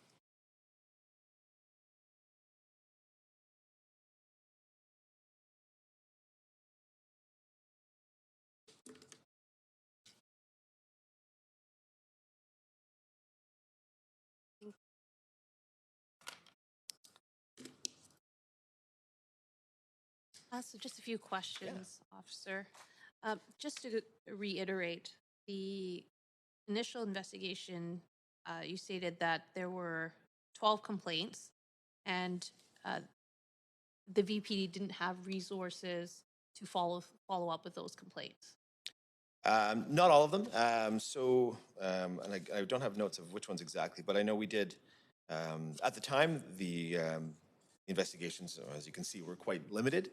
As a function of this operation, we did follow up with, I believe, 2 or 3 of the parents. I don't have a note of which ones exactly, but we did follow up with 2 or 3 of the families to get more information about what had happened. And when you say follow up, do you mean you attended the residence and spoke with them in person? That's right, yeah. It was you specifically? Or? No, I believe it was Detective Stables who had went and followed up with them, or maybe another detective in the unit. But there are no notes from those visits in the No, nothing here. bureaus. And then the remaining complaints that they weren't followed up on. Which ones are you referring to?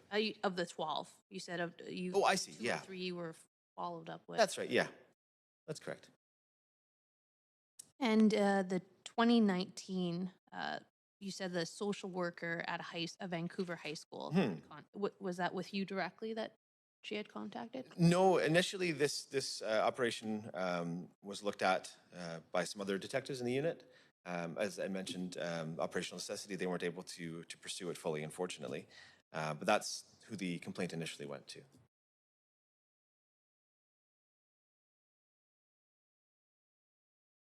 So they didn't follow up with that youth, the social worker? They did, yes. They did follow up with her. Yeah. And they visited her in person? And To the best of my knowledge, yeah. But you weren't involved with any of these complaints? You hadn't visited anyone in the 12 complaints that you listed here? No, that wasn't my task with the investigation. My task was other things. So as part of being the lead, I had to delegate work to other folks, which is what I did with those tasks.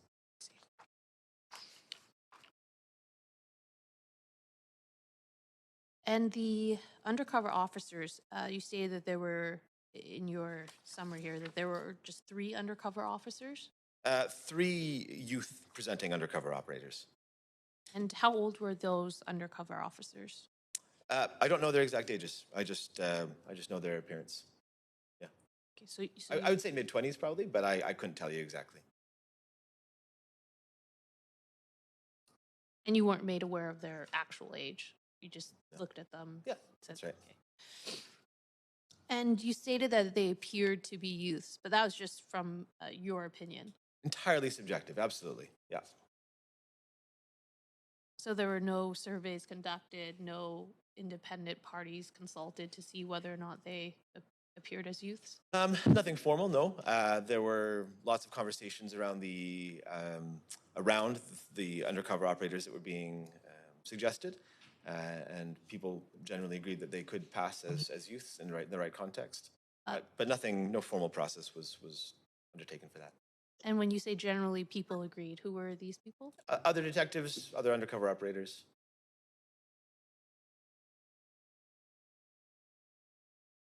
So just other officers had the same, that's similar right. opinion. Okay.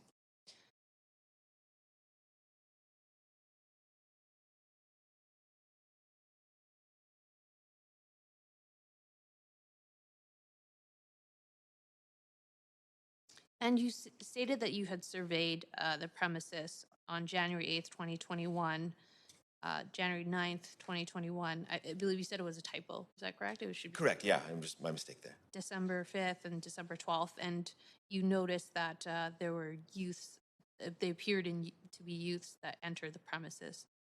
But were you aware if they made any purchases? No, So they just entered the premises? that's how they did, yeah. Okay. So they could have walked out with a T-shirt, and you wouldn't have known whether it was a T-shirt or vape product. They might not have purchased anything at all. It's all entirely possible. I will note that I don't recall anyone walking out with any packaging, and they all were there for generally under 5 minutes. So to me, that reads as they were in there purchasing small items, but such as things that my undercover operators purchased. But yeah, certainly, I don't know what they bought. Okay. Yeah. And whether or not they bought anything. True. Yeah, very true. And of the 11 different undercover operations, I do note that there's a couple, I believe that was just a different undercover officer that came in for information. But That's right. Generally speaking, it was just the same 3 undercover officers throughout. That's right. And each visit was probably about a week apart. Is that correct? Yeah, roughly, sure. And generally, the individual that sold the cannabis products, it was the same employee for the mass majority. For the bulk of these visits, aside from 2, it was the same employee. Employee. The 18th and 19th, where it was Mr. Kaki. The rest were the other employee. Okay. And the other employee, you stated, appeared that he had recognized those 3 undercover officers previously. That was their perception, yes. And generally speaking, if someone was not to ID an individual the first visit and they subsequently came to visit again and they recognized them, it's probably unlikely that they would ask for ID the second time if they've recognized them the first time. It's possible. I mean, I would hope that someone in a school uniform would be identified with proper ID, but that's my perspective. And those officers, again, were in their mid-20s. To my estimation, in their mid-20s. I don't know their actual ages. So they could be late 20s, early 30s even. Could be. They looked like youths to me, especially in school uniforms. Again, your opinion. Yeah, absolutely.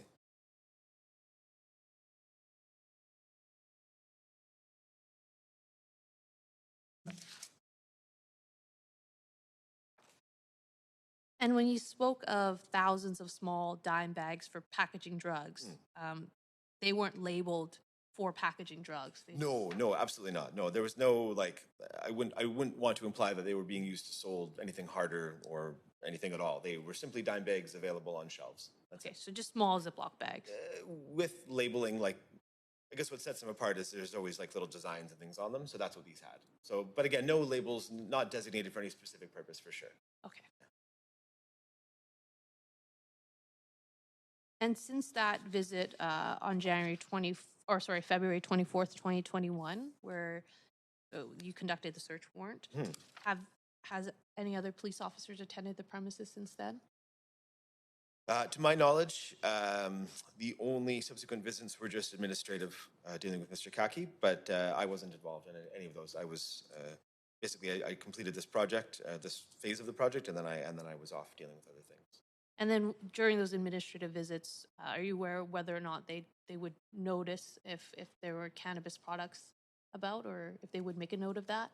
I don't know of any notes of it. The only cannabis products on display were bongs and things like that, but we didn't seize all of them, so I suspect they were still there, but I don't know either way.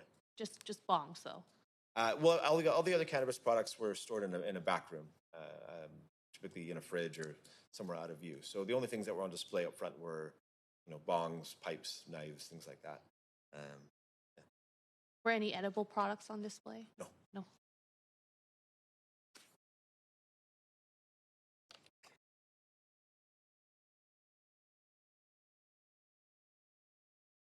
Okay. That concludes my questions. Thanks. Thank you. See, Mr. Kouros has returned with some papers in hand. Mr. Kouros, were you able to locate the inspection report from the April 2021?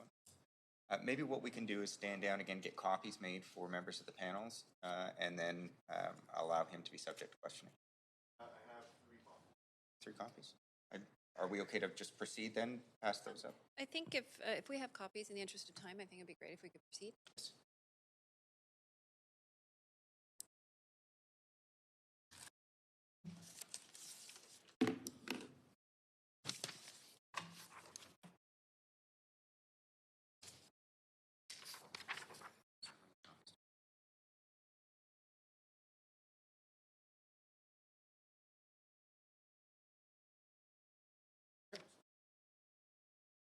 Yourself?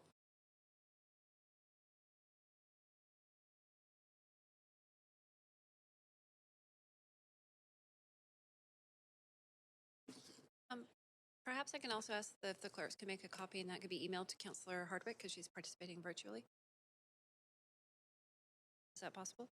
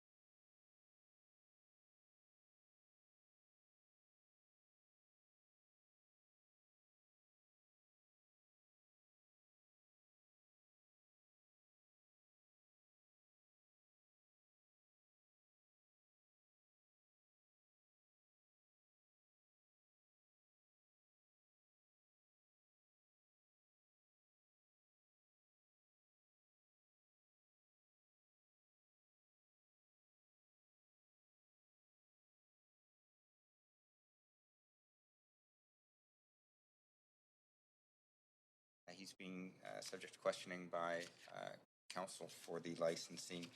He's presented the inspection reports from the April 2021 inspections. Those are now before the panel. I'm just going to allow Ms. Sung to continue her question. Thank you. Mr. Couric, looking at the closing comments, there's no mention of a specific date in which Mr. Kaki had informed you that he would stop selling. No, that he did not indicate a specific date, but as I mentioned before, with the laws changing for one to sell these products in British Columbia, that deadline had already passed. So this was an extra opportunity for Mr. Kaki to remove these products from his shelf before taking the next steps, which would be issuing basically a public health order under the Public Health Act to remove these hazardous products. Mm-hmm. So in your chronology, you stated the store owner, Al, said he would stop selling vapor products by the end of March. That's not corroborated by this report. Correct, but again, as I mentioned, the deadline for tobacco and vapor retailers to submit their notice of intent to the Ministry of Health was far past that date. And, okay, so just to be clear, even if he did state by the end of March, this compliant investigation occurred April 29th, 2021, so March had already passed, so Correct.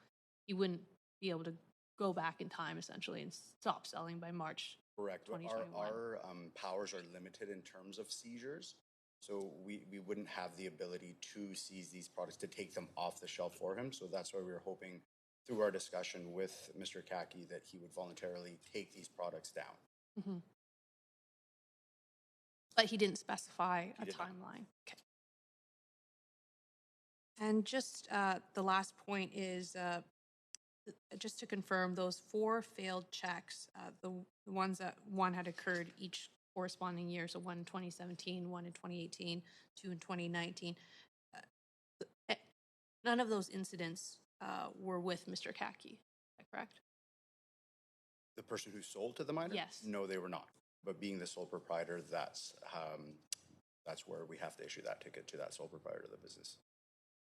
And you stated that one of the issues you had with enforcement or compliance was the fact that there were high employee turnover rates, and there was seemed to be. I would say if my memory serves me correct, he did have one individual. I don't know if I'm allowed to name by names, but there was one individual that seemed to be there more often than not, or we would see more often than not. But yes, we would rarely, I shouldn't say rarely, but aside from this one individual, it seemed to be someone new at all times. And you stated that compliance is more difficult when there isn't the same manager or you're not able to connect with the manager directly. From our point of view, the responsibility comes from ownership. Appointing the right people, such as a manager and assistant manager, to run your shop if you cannot be there, yes, would be that point person for communication, any potential progressive enforcement to be worked with. So with Al being a sole proprietor and it being very difficult to get in contact with Al, this would obviously complicate things to make sure that the right people are receiving the right information. But again, when selling these products in British Columbia that are age restricted, the responsibility does fall on the ownership of the business. Thank you. Those are my questions.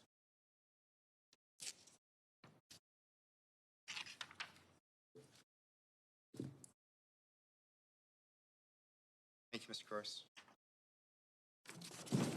We can move along to the city's final witness, Chief License Inspector. Thank you. Good morning, Sarah Hicks, Chief License Inspector. Thank you, Ms. Hicks. Ms. Hicks, you've been acting Chief License Inspector for the City of Vancouver since when? I've been the acting Chief License Inspector since April of this year. Prior to that, I was the Deputy Chief License Inspector since 2014, and I've been the Chief License Inspector since October. Thank you. Now, your duties as Chief License Inspector include the periodic review of business activities of the license holders throughout the city to ensure compliance with not only city bylaws, but also Vancouver Charter and other regulations. Is that right? They do.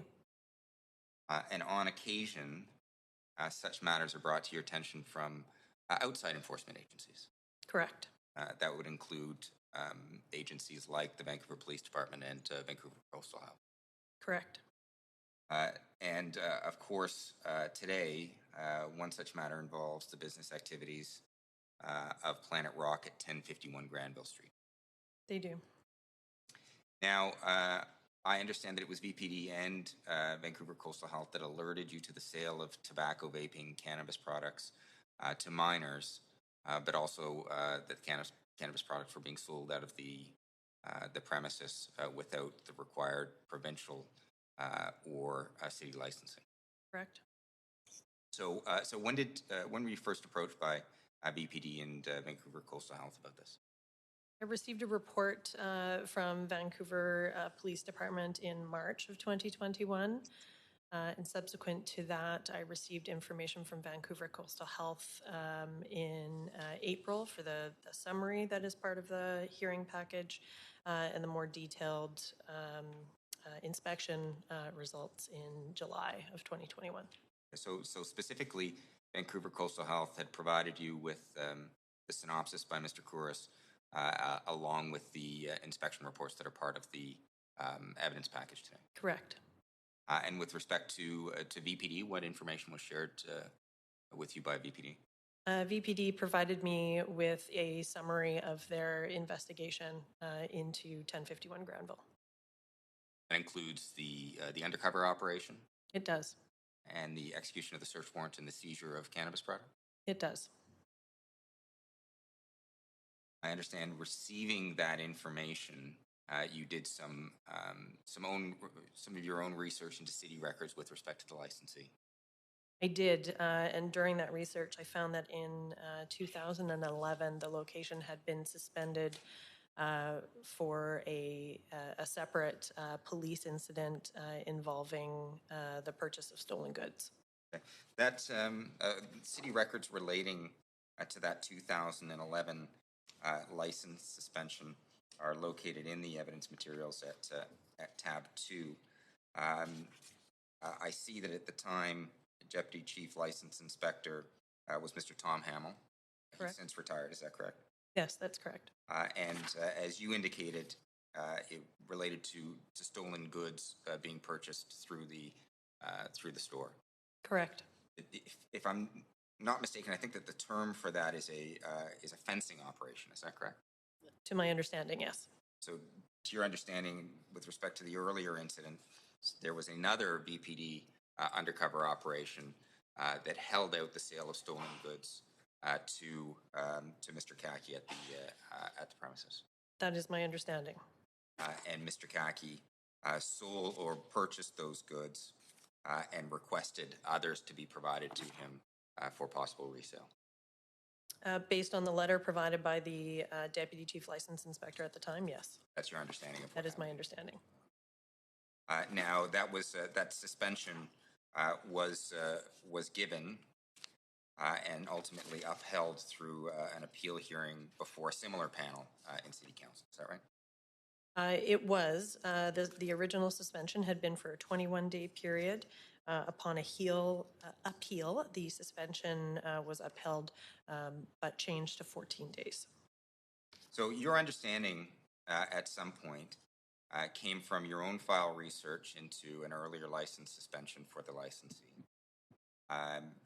You came to understand that Vancouver Coastal Health had conducted a number of failed compliance checks and issued tickets through their enforcement efforts. Correct. As well as the results of the undercover operation from Vancouver Police. Correct. Now, we don't need to go into all of that. You knew all of the information that was provided in oral testimony today, as well as the evidence package. What concern did you have as Chief License Inspector knowing this background with respect to the operation of this particular licensee? I had concern that based on the prior history of the location from 2011, along with the history of complaints shown through VPD and the failed inspections, that there was a pattern that this business was not complying with regulations. And that, based off the probability, with the failed inspections through Vancouver Coastal Health, that they were selling vaping products at a minimum, if not cannabis, from the VPD file to youth in the neighborhood. So having that information before you, what steps did you decide to take for your next steps? I looked to schedule a meeting with the licensee so that I could understand, from their perspective, what occurred, to understand whether there were any mitigating circumstances that they could bring to light, and what they had done as a result of the issues that were at hand. And that interview took place in July, is that right? Correct. July of this year, July 15th? That is correct. And a copy of your notes of that interview are also contained in the evidence material. Those notes are at tab 7, and you may wish to refer to specific passages. You may not, but maybe what I'll ask generally is just what did you learn in the course of that meeting? Through the questions that were asked of Mr. Kaki, I learned that it didn't appear as though Mr. Kaki had put much in place in terms of mitigating the risks that had been brought forward. He advised that the issues at hand were as a result of his staff, and that he had fired those staff members throughout history. As a result of the failed compliance inspections from Vancouver Coastal Health, as well as the operation that VPD had conducted. But aside from that, he was unable to articulate anything that he had done or taken responsibility over the years for. So we have a situation where you're interviewing him. There's a backdrop to the story in that he's been ticketed, he's been warned, he's been subject to a search warrant. And there's nothing positive that he can show you in terms of steps that he's taken to ensure that there wasn't going to be continued sale of this product, either cannabis product or vaping cannabis product to minors. No, not during our meeting. His counsel did discuss that they would be looking to create a procedure manual, which would clearly outline the requirements of the employees in the store, including that of identifying shoppers who were under the age of 25 in terms of their processes and steps moving forward. Okay, so there was an indication in the meeting that they were compiling a manual, I guess a policy manual, to help with the employees. Correct. And to train the employees. To your understanding? To provide training and clear expectations. Now, following that meeting, July 15th, 2021, were you ever provided with a copy of that manual, that material? I was. Counsel for Mr. Kaki did provide me with a copy of the manual. Okay, approximately when was that? I believe that was in late July. Now, you don't need to go into specifics of that manual, but it was being held out as a solution for an ongoing problem, namely the sale of these items to minors, correct? That manual, along with the hiring of a new manager, yes. Okay. And the impression that you were left with was that the licensee believed that with the hiring of the new manager and the new policies in place, that this would alleviate the problem. That is what they withheld, yes. Okay.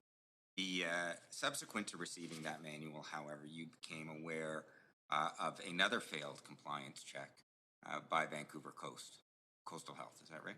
I was. After I sent my decision letter to recommend the license be revoked, I was subsequently made aware from Vancouver Coastal Health that on the same day as my letter, on October 1st, there was another failed compliance check where vaping product was sold to a youth. So even before that October 1st date, in consideration of the manual, the information you learned in the interview, you at some point weren't satisfied that this should be an ongoing business activity in the city. I was not. And you set out the reasons for that in your letter, which is also included in the materials at tab 8. And I've read from 2 paragraphs at the end of the letter, being at the second page. And what you've said in your letter was that based on the information from Vancouver Coastal Health and the Vancouver Police Department, as well as the previous business license suspension, I have concluded that you are operating your business with a total disregard for the laws and acts in which you require to operate, has created a drain on city and police resources.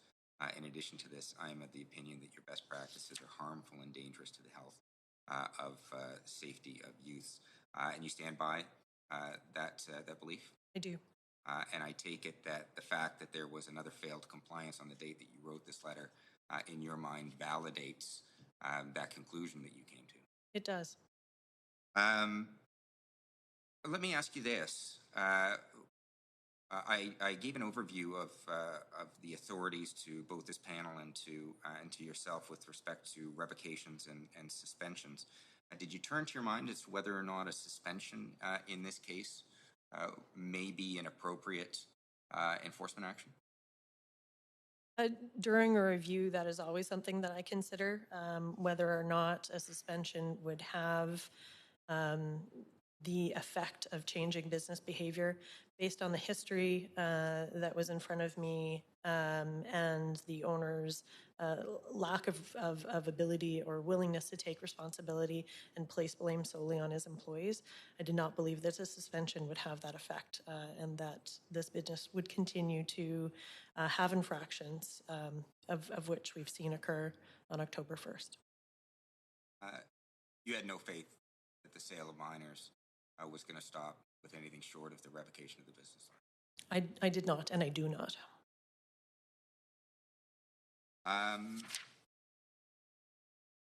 And at this point, you are making the recommendation to this panel to have that business license revoked.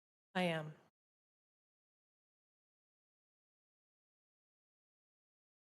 Those are my questions. Thank you.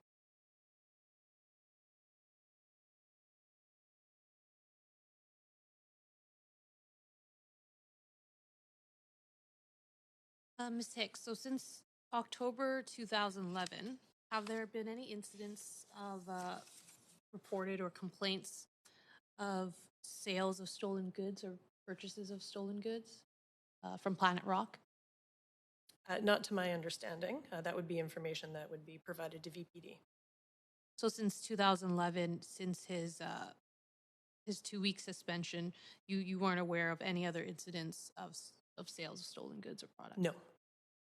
So there's potential there that Mr. Kaki had learned from that incident in October of 2011 and no longer sold stolen goods.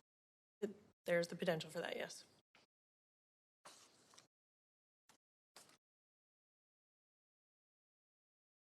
And the letter that you had sent to Mr. Kaki in my office on October 1st, 2021, did you receive the report from, or were you aware of the site visit on October 1st prior to sending this letter? No, I was not. And when were you made aware of that October 1st site visit? I believe it was October 5th.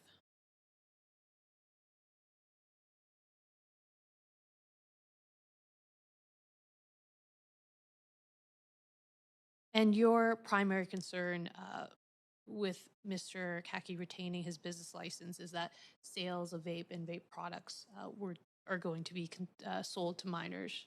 Is that correct? My concern is that he has shown his business is unable to follow the regulations and will continue to do so, putting the health and safety of youths at risk. And not following through with the regulations, you mean selling vape products to minors? That is certainly at hand, yes.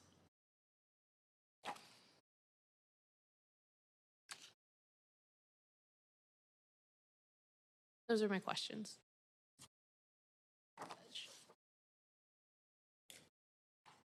Great, thank you. At this point, the panel members do have an opportunity to ask any questions of the three witnesses that we have heard from Vancouver Coastal Health, Vancouver Police Department, and the City of Vancouver's license inspector. Do panel members have any questions at this stage? Nope. Okay, seeing none. At this point, we will move on to the opening remarks from the licensee and the licensee's counsel. Please go ahead.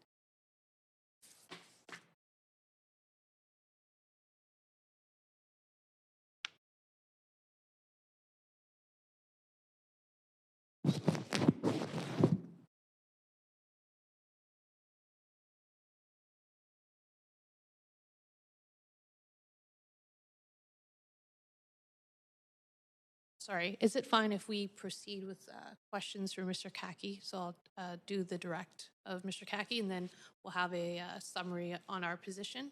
Well, as I mentioned, I'm not seeing any members for the witnesses, so I think we should follow the procedure here because we do have a sort of quasi-judicial procedure, so it would be best if we could follow the order today.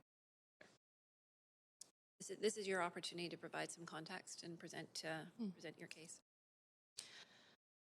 Planet Rock has been in business for 10 years. It's a staple within the community, which is strictly a commercial retail area of downtown Vancouver. Planet Rock sells novelty products and goods and electronic accessories such as t-shirts, bongs, pipes, drones, cell phone chargers, drawing books, and coloring books, and until about a month ago, vapes and vape products.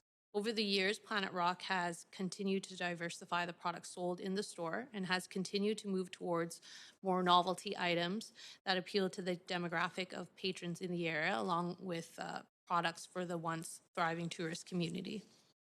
The owner, Al Karim Kaki, has been the sole proprietor of Planet Rock for the entirety of its inception and has over the years provided employment opportunities for numerous individuals on an ongoing basis. Mr. Kaki has had 2 to 3 employees working either part-time or full-time.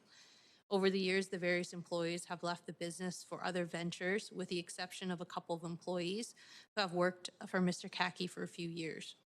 The employees that have worked with Mr. Kaki have garnered his trust, and as such, when Mr. Kaki's health conditions started to be affected and required medical attention, and he was not able to frequent the store as often, he entrusted the day-to-day operations of his business to his employees.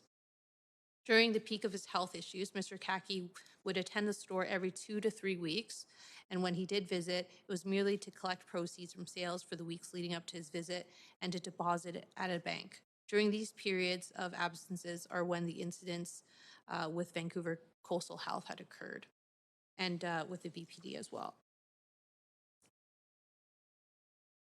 So to summarize, the Vancouver Health has provided a chronology, and from that chronology, again, it should be noted that in 2017, there was only one instance in which the compliance check failed. The same applies in 2012, while 2 occurred in 2019. Of the only 4 incidents that had occurred over a 3-year period, Mr. Kaki was not the individual who had sold to minors. Mr. Kaki was and is well aware that it is not legal to sell vape and vape products to minors, nor would he do so as he has a daughter himself, and would never want a tobacco retailer to sell vape and vape products to his daughter when she was a minor. Mr. Kaki was highly concerned and regretful that those instances even occurred and has since dismissed the employees that were involved in those cases. To reiterate from the VPD's report, the 12 incidents reported to the VPD should not be considered infractions or examples of sales to minors taking place by Mr. Kaki or his staff because they have not been proven and for the most part are hearsay. They could very well be false reports made by competitors, disgruntled youth who have been denied the sale of vape or vape products, as Mr. Kaki and his employees have in the past been threatened by youth that they would file a report against him if he or his staff would not sell them vape products. Or even youth who have obtained these items elsewhere, such as from their friends or older friends, but they did not want to disclose this to their parents. In response to the undercover operations, they conducted 11 different visits, but to be clear,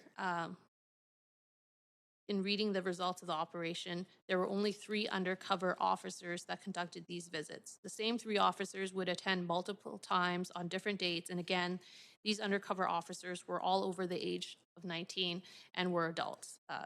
They potentially were in their mid-20s, late 20s, or even early 30s. The VPD stated that they appeared as youth to the officers that conducted the operation, but that is a highly subjective opinion. Therefore, the undercover visit should not be considered instances of sales to minors or youths because it was not a sale to minors or youths. Accordingly, although there have only been 4 incidents from 2017 to September of 2021 in which actual recorded sales to minors took place, Mr. Kaki is still regretful of those incidents. Again, as a father himself, he would never want sales of vape and vape products to minors to occur. Mr. Kaki also realized through those occurrences the importance of having a manager oversee the operations of the business while he is unable to do so. As a result of those incidents, and to ensure the health and safety of the community moving forward, Mr. Kaki hired a full-time employee and conducted a stringent background check, including a thorough review of her references. Upon hiring this individual, Mr. Kaki trained her directly and required that she strictly follow the store operations policy that he has created. The store operations policy explains to staff how to check identification, when to check identification, and how to spot fraudulent identification to ensure that no sales of tobacco products are sold to minors and that no cannabis sales take place. Mr. Kaki had instructed the newly appointed manager of the store to enforce this store operations policy strictly and to monitor and ensure that other staff members are following the same requirements. However, unfortunately, the new manager, Julia, contracted COVID-19 during the week leading up to October 1st, 2021. And as a result, the new employee did not request, the new employee that made the sale did not request identification during a sale that took place on October 1st, 2021. Although Mr. Kaki endeavors to be continuously involved in Planet Rock, his health over the years and ensuring the health and safety of his elderly mother has impacted his ability to do so. And as a result of the most recent incident on October 1st, 2021, Mr. Kaki has realized that it's not possible for Planet Rock to continue selling vape and vape products because he is unable to manage the store on a day-to-day basis to ensure that sales to minors do not take place. So Mr. Kaki has not ordered additional nicotine products, vape products, and intends to not order any additional nicotine products or vape products moving forward. Again, he's regretful of the incidents that have occurred and does not want these incidents to occur again. So he has made the decision to cease selling vape and vape products. On October 26, 2021, the city had inspectors attend Planet Rock to ensure that all vape and vape products have been removed from the premises pending the hearing that's taking place today. And Mr. Kaki has confirmed that he will not be bringing those vape and vape products back to the store.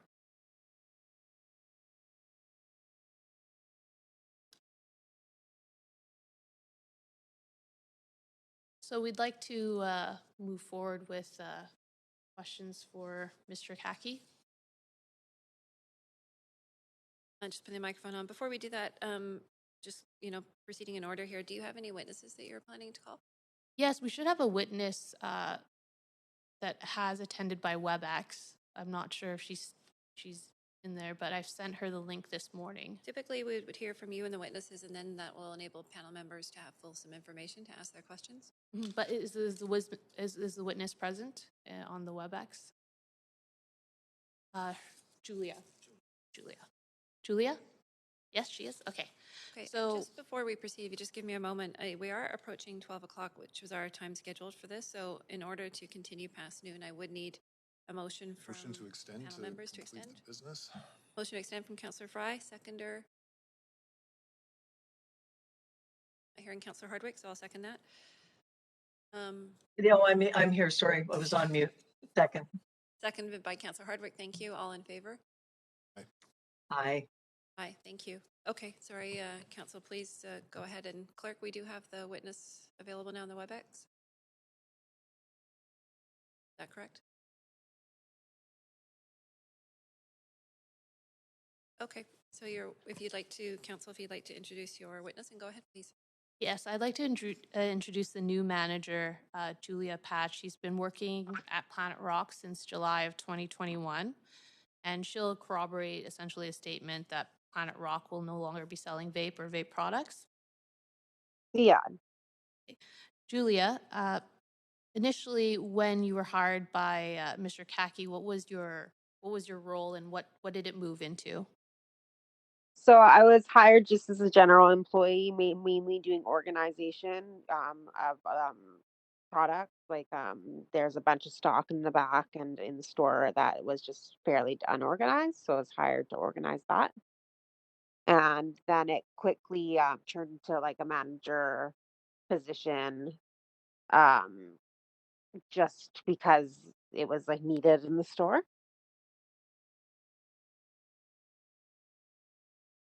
And Julia, what's your role as the manager at the store? So basically, just like helping customers. I do send suggestions for ordering, um, opening up shop, doing cash out, um, and stuff like that. We haven't hired any new employees, but if we were to hire new employees, I would be responsible for training them as well. And the employee that had made a sale to a minor on October 1st, 2021, is he a newer employee than yourself? Not, no, he's hired after me, but he was hired before I was a manager. So I did not train him. And during that week, or on October 1st, 2021, is it true that you contracted COVID-19 and were unable to manage the Yes. store? Mhm. Yes, I was. I had COVID and I was gone for 2 weeks. And were you instructed to identify anyone that appears as minors when they're trying to purchase vape or vape products? Yes, we need to identify them and ask them for 2 pieces of ID. And what's your And background in terms of managerial experience? I used to manage another bong shop, cannabis culture bong shop on Hastings and Canby. So I do have a previous knowledge of how to ID people and what to look for and to not serve minors. And were you in attendance on October 25th or 26th of 2021 when all the vape products were cleared out? Yes, And you witnessed all the vape products being cleared out? yes. And can you please advise the panel what Mr. Kaki has informed you about the status of vape and vape products moving forward? The status, so we are no longer selling the products at all. So everything's been taken off the premise and we're not selling vape products whatsoever. And has he informed you whether or not you will be selling vape products in the future? He has said we're not going to sell vape products in the future. Thank you. Those are my questions for Julia. Great, thank you, the witness, and thank you to council. So at this point, we do have the opportunity for any of the panel members to ask any questions for the witnesses. Do panel members have any questions at this point? I think the council for the city has an opportunity to ask Ms. Patch some questions based on her Oh, directive. yes, sorry, I was just looking through here and I didn't see that on my script, but thank you, council. Do you have questions at this point? Yes, I do. Thank you. Ms. Patch, thank you for joining us. I'm sorry that Yeah. that you had COVID. Over what 2-week period were you off work? So the first 2 weeks of October. First 2 weeks of October. So yes, I think I contracted COVID on September 27th. And then I was out for about 2 weeks. And were you the manager of the store at that time? Yeah. And who did you directly report to as your superior? Al. Al. And so who minded the shop and managed it in your absence? Al would have been responsible. Al was at the store during that 2-week period? Um, Again, like I wasn't able to come into the shop, so I really don't know. But I believe Al and the other employee, Mayor, covered my hours. Okay. In effect, the sale to the minor on October 1st happened on Al's watch. Is that fair to say?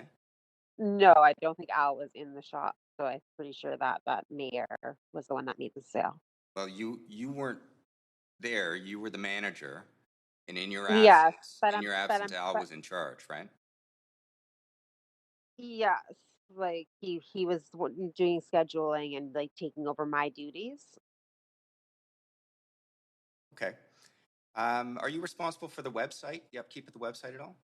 No, I don't have knowledge in how to operate a website, so I've been trying to get somebody to redo the website because everything on there is quite not updated. Do you know when the last time it was updated? No, it hasn't been updated since my hiring for sure. Okay. And how long have you been looking for somebody to update the website? We're trying to get someone to handle all of our social media and everything like that. So we've only really been looking for a couple of weeks A couple to of get weeks. somebody to do that. Yeah, because yeah, we're going through a bunch of changes at the moment. So Okay, so we have you've to. been trying to do that for a couple of weeks, but it's been the same information on the website since you were hired in July. Yeah, yeah. So we're making a bunch of business changes. So You're aware that what's up. honor. You're aware what's up on the website right now. I haven't looked the website too much, honestly. Too much, but you have looked at it. Yeah, like I quickly looked at it, but I haven't looked at, like, I haven't gone through everything. Wasn't aware that all that was advertised on the website. All that was advertised. Well, I've got it up in front of me right now, and the Yeah. business is still under Planet Rock Smoke Shop Yeah. .business.site is still being advertised as a vapor shop. You agree with that? Yeah, I guess it's still being advertised, but again, the website's very like hasn't been updated in a long time. Okay. It also So says that you're offering various seeds for sale and much more. I I was completely unaware of, and I definitely have not seen any seeds of any kind in the shop. I'm just saying what's up on the website. You agree that that's Yeah, what's being advertised on the website? I have no idea. You have no idea. You said that you've Yeah, seen the website. I again, like I did not know that that was on the website. You didn't know that there were photographs of seed packages still up on the No, website? I didn't. No. Again, I haven't looked at the website really in depth. Okay, thank you. Those are my questions. Great. Thank you, counsel, and thank you to the witness. At this point, panel members, do you have any questions for the witness? Okay, seeing none at this point. Thank you. And we now have an opportunity for closing submissions, commencing with the City of Vancouver Council. Please go ahead. Thank you. Are there any further witnesses, Ms. Young?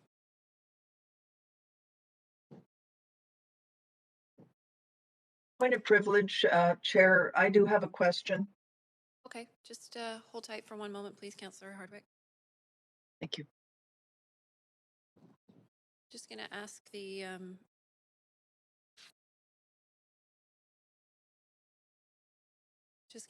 the Business License Holders Council if you don't plan to call any further witnesses. You had just mentioned you had the one. Is that correct? Yes, I had the one. Mr. Kaki wanted to just make a few statements, if that's fine with the procedures, or Okay, well, let's proceed with questions first from Councillor Hardwick, because she had a question for the witness, for Ms. Patch. So, Councillor Hardwick, go ahead, please. Why would employees be motivated to sell vaping products to minors? It's been stated that this is that the sale of vaping products was not done with the knowledge and consent of the business. So what would compel employees to sell these products to minors? Are they being paid on an hourly rate? Do they get commission? What would be their motivation to do so when it was prohibited? That I really have no idea. I've never encouraged sales to minors nor have sold to minors myself. We're not on a commission basis. We're paid hourly, so I don't know why anyone would be compelled to sell to youth or anyone that's underage. Um, Again, like since me being hired, I haven't sold to anyone that has been underage, and I practice checking ID. Also, we haven't like sold anything like seeds. Like I've never seen on the premise. I haven't seen any marijuana products on the premise whatsoever. Um, So yeah, I really don't have any idea why anyone would be compelled to sell to anyone underage. Well, okay, I'll leave it at that because that's contradicting to what the evidence has shown that this has taken place. And what I'm trying to establish is why this has been done since the owner That and yourself that are saying that I it's don't not. know why it would have been done. Like honestly, like I don't know why anyone would be compelled to. Again, like I said, I have not sold to anyone underage, and I am there most of the time. So, um, but I cannot speak on behalf of past employees or anything like that. Okay, thank you very much. Appreciate your answer. Okay, thank you, Councillor Hardwick, and thank you to Julia Patch. That is final questions. So back to the Licensees Council. You said that Mr. Kaki wishes to make some remarks? No, sorry, he's not going to be making any remarks. We're just going to move to conclusions. Okay. All right, then we will commence the closing submission with the City of Vancouver's Council at this point. Please go ahead. Thank you. I think I can be relatively brief. Panel has heard the evidence with respect to the ongoing activities at the premises. This isn't just about the sale of vaping products to minors. It's also about the sale, unlicensed, unregulated sale of cannabis products from the premises. It resulted in a resource-intensive undercover operation leading to the seizure of illegal drug products. The concern, I think, was articulated well by our Chief License Inspector, that when you take a look at the complaints, you take a look at the investigation, take a look at what was seized at the premises, and you take a look at the statements made by the licensee, that this is a pattern of behavior.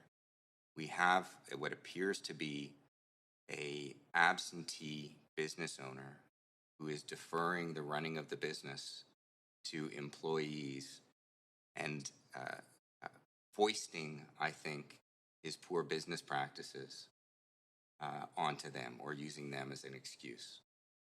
But what we've heard today, also from VPD most notably, is that 2 of the sales of those cannabis products came directly from the licensee himself.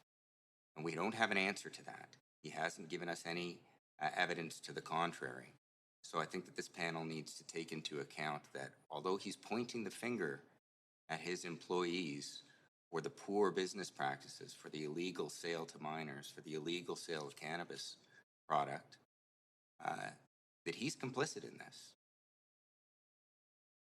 He supervises the activities.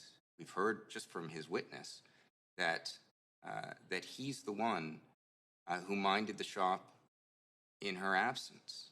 And lo and behold, October 1st, we have a repeat of a failed compliance check, notwithstanding this manual or new policies that are put in place to ensure such things don't happen.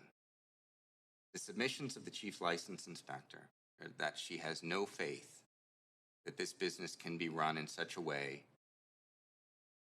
that there will be no longer violations under various regulations, including the sale of such product to minors. This panel needs to decide whether it accepts the licensee's submissions in the face of litany of evidence to the contrary. The Chief License Inspector is suggesting the revocation of the license based on the history, based on her concerns, and that's the position that's being put forward today. We are asking that the license be revoked.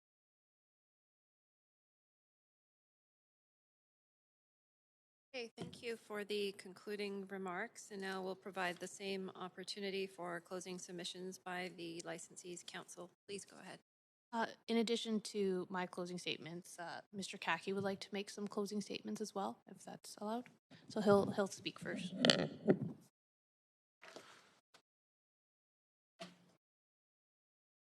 Hi. I regret that what's happened, and I regret that's what's happened, and unfortunately, I've relied on my employees and my past managers to give me information. And like I said, a lot of businesses are run through their managers, and they depend on their managers to give them proper information. And that's what I thought I was doing, is when I hired my managers, that they would give me proper information. This is my livelihood. I would not do anything blatantly to, that I would get my license revoked, my business shut down knowingly. I relied on my managers to give me information. They told me that was okay, this was okay. Regarding seeds and that, up to now, businesses are selling seeds in Vancouver. I made a few phone calls yesterday. So we do a little bit of research, and that's what my managers do, and they check to see if these things are sold, and then we base some decisions on that. And that's what some of the decisions were based on. Is the other stores are still selling them? They're bought from companies that are legally in Vancouver. Other than that, all I can say is I'm very sorry. I am taking more active. I had hired a professional manager this time. The last incident that happened when my manager was sick is I was there for a few days, and we had hired a new employee, and he did not bother to check, unfortunately. So from that day on, I decided I'm not going to sell any vape products because I did not want any more issues, problems. Uh, so from that day on, I just stopped selling the vape products. I do not carry them anymore. We've had the city inspectors come in, and I don't mind them coming in if they want to check once in a while, but we're not going to sell vape products. Whatever I have, I'm just going to throw them away, take a loss, but it's not worth any more headaches for me, because it's been really stressful for me, for all the incidents that happened. And I've been doing my best to hire proper employees, and I think this time I have hired proper employees, and we're keeping on top. But there are certain issues that we've had in the past, which I thought we're not going to sell those products anymore. So that should eliminate that, and that's all I have to say.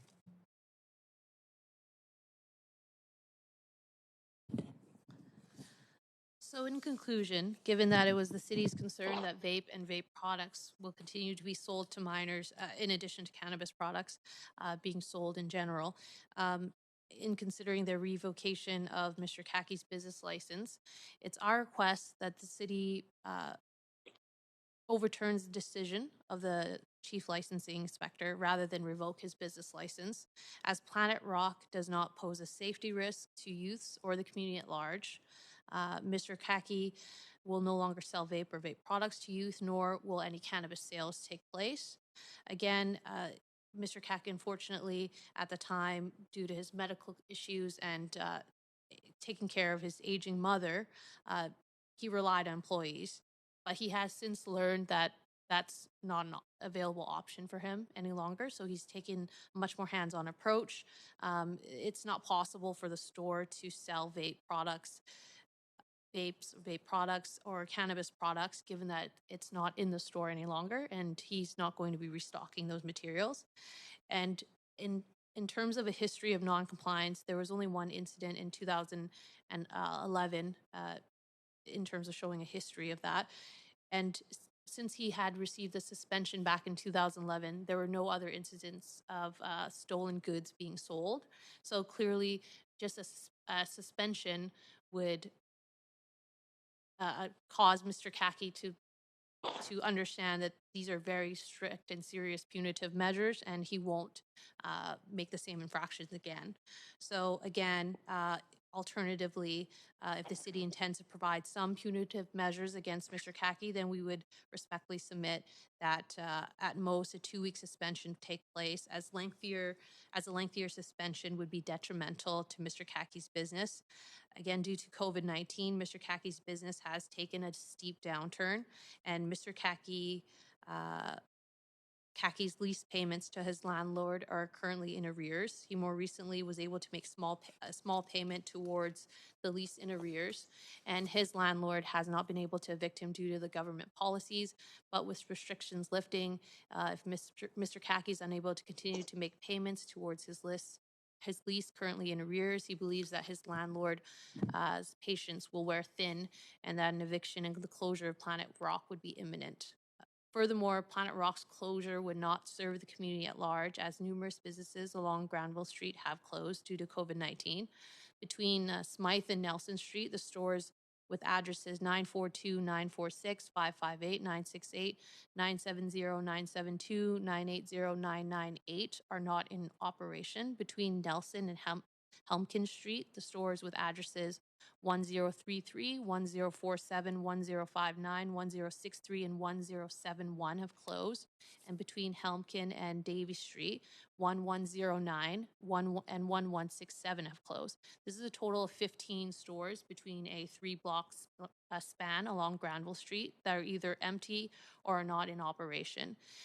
If a suspension were to occur, it would be likely that if a lengthier suspension were to occur, or a revocation of his business license were to occur, it would likely be that Planet Rock will be another empty storefront along Granville Street. In summary, Mr. Kaki is hoping for an opportunity to show that he has remedied the situation to ensure that Planet Rock continues to contribute to the character of the community and does not end up another empty storefront on a once bustling area along the Granville Street. Thank you. Those are our submissions. Great, thank you for the submission and closing remarks. So panel, at this point, we're moving on to decision and discussion by the panel. So the panel has the opportunity to discuss it. And just by way of reminder, when the panel moves to decision, you have 3 options in front of you. One, to uphold the chief license inspector's recommendation, to set aside that recommendation, or to set it aside and attach conditions to the license. So put yourself on the queue if you'd like to discuss the matter. And Councillor Fry, I have you first. Please go ahead. Thanks, Chair. I'd actually like to move the motion, the proposal to uphold the Chief License Inspector's recommendations. Okay, so we have a motion on the floor to uphold the Chief License Inspector's recommendation. And do we have a seconder for that? Second. Seconded by Councillor Hardwick. If there is any discussion. I have a few comments I'd like to add, Councillor Fry? if I may. Go ahead. I do see, I appreciate the submissions from everybody who's joined us here today. I do see a pretty obvious pattern of non-compliance here, multiple misrepresentations by the proprietor, multiple failed compliance checks, multiple sales to minors. And I believe that this has eaten up a lot of resources on the city's side, on Vancouver Coastal's health side, on police department's side. You know, I note that the website, despite it being inaccessible, the Wayback Machine Internet Archive shows that it was updated on January 26, 2021 to change the hours of operation, which were at that point listed to be open until 2 a.m. on weekends. So clearly there was an opportunity to go in and update the website and remove some of these kind of pieces, and that was an opportunity that was not availed. So I don't take a lot of the submission that there was no opportunity to update the website as accurate. I'm also extremely concerned when I see the additional items that aren't a source of the complaint here, but when I see knives, bear spray, baggies, scales being sold, I think that establishes a whole other pattern that were this license to be continued, I would feel strongly that it should be further investigated, because I don't think that's the kind of business that is helpful, especially when it's pandering and catering to young people. So those are my comments. Thank you, Councillor Fry. I don't see, I'm going to put myself to make a couple comments. I don't have too much to add to Councillor Fry's remarks other than to concur. And I think there were two distinct things that we heard in the submissions today. And that was not simply about selling to minors, but also the sale of products for which the licensee did not have a business license. And so in hearing even directly from the licensee that, you know, he would, quote, take a loss on some of the product and sort of dump or sort of get rid of that, to me just lends credence to the sort of contraventions that have been brought forward. I would also concur that a great deal of resources has been spent on this, and it is uncommon for the City of Vancouver to revoke a business license and takes that decision often quite seriously. And often will work and use best practices to work with a licensee to move forward. So I'm not compelled by the commentary that I heard from the licensee with respect to what appeared to be an abdication of responsibility, because ultimately as a business owner you are responsible, and this has happened over a period of time. I do appreciate it's a significant decision in terms of impacting someone's livelihood, but I think that it's a pretty significant impact that the activities in question have had with respect to a number of people in the community that are vulnerable, and as Councillor Fry had alluded to, it was a pattern of behaviour. So for that reason, I will support the motion on the floor and uphold the Chief License Inspector's recommendation. Councillor Carr, before we move, or Councillor, sorry, Hardwick, before we move to a vote, do you have any comments? Or are you okay at this time? I'm okay, thank you. Okay. If I can ask the clerk to take us to a vote, please.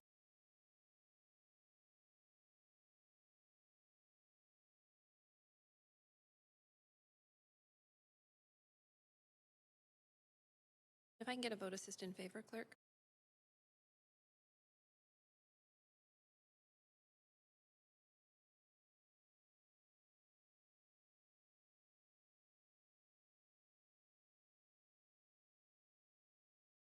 Okay, so that motion has passed. The recommendation of the Chief License Inspector has been upheld with a unanimous vote in support of that motion. So that concludes the business of the panel today. May I have a motion to adjourn? Motion to adjourn. Thank you, Councillor Hardwick. Seconded by Councillor Fry. All in favor? That's unanimously. Thank you, everybody, for your time and efforts this morning. We are adjourned.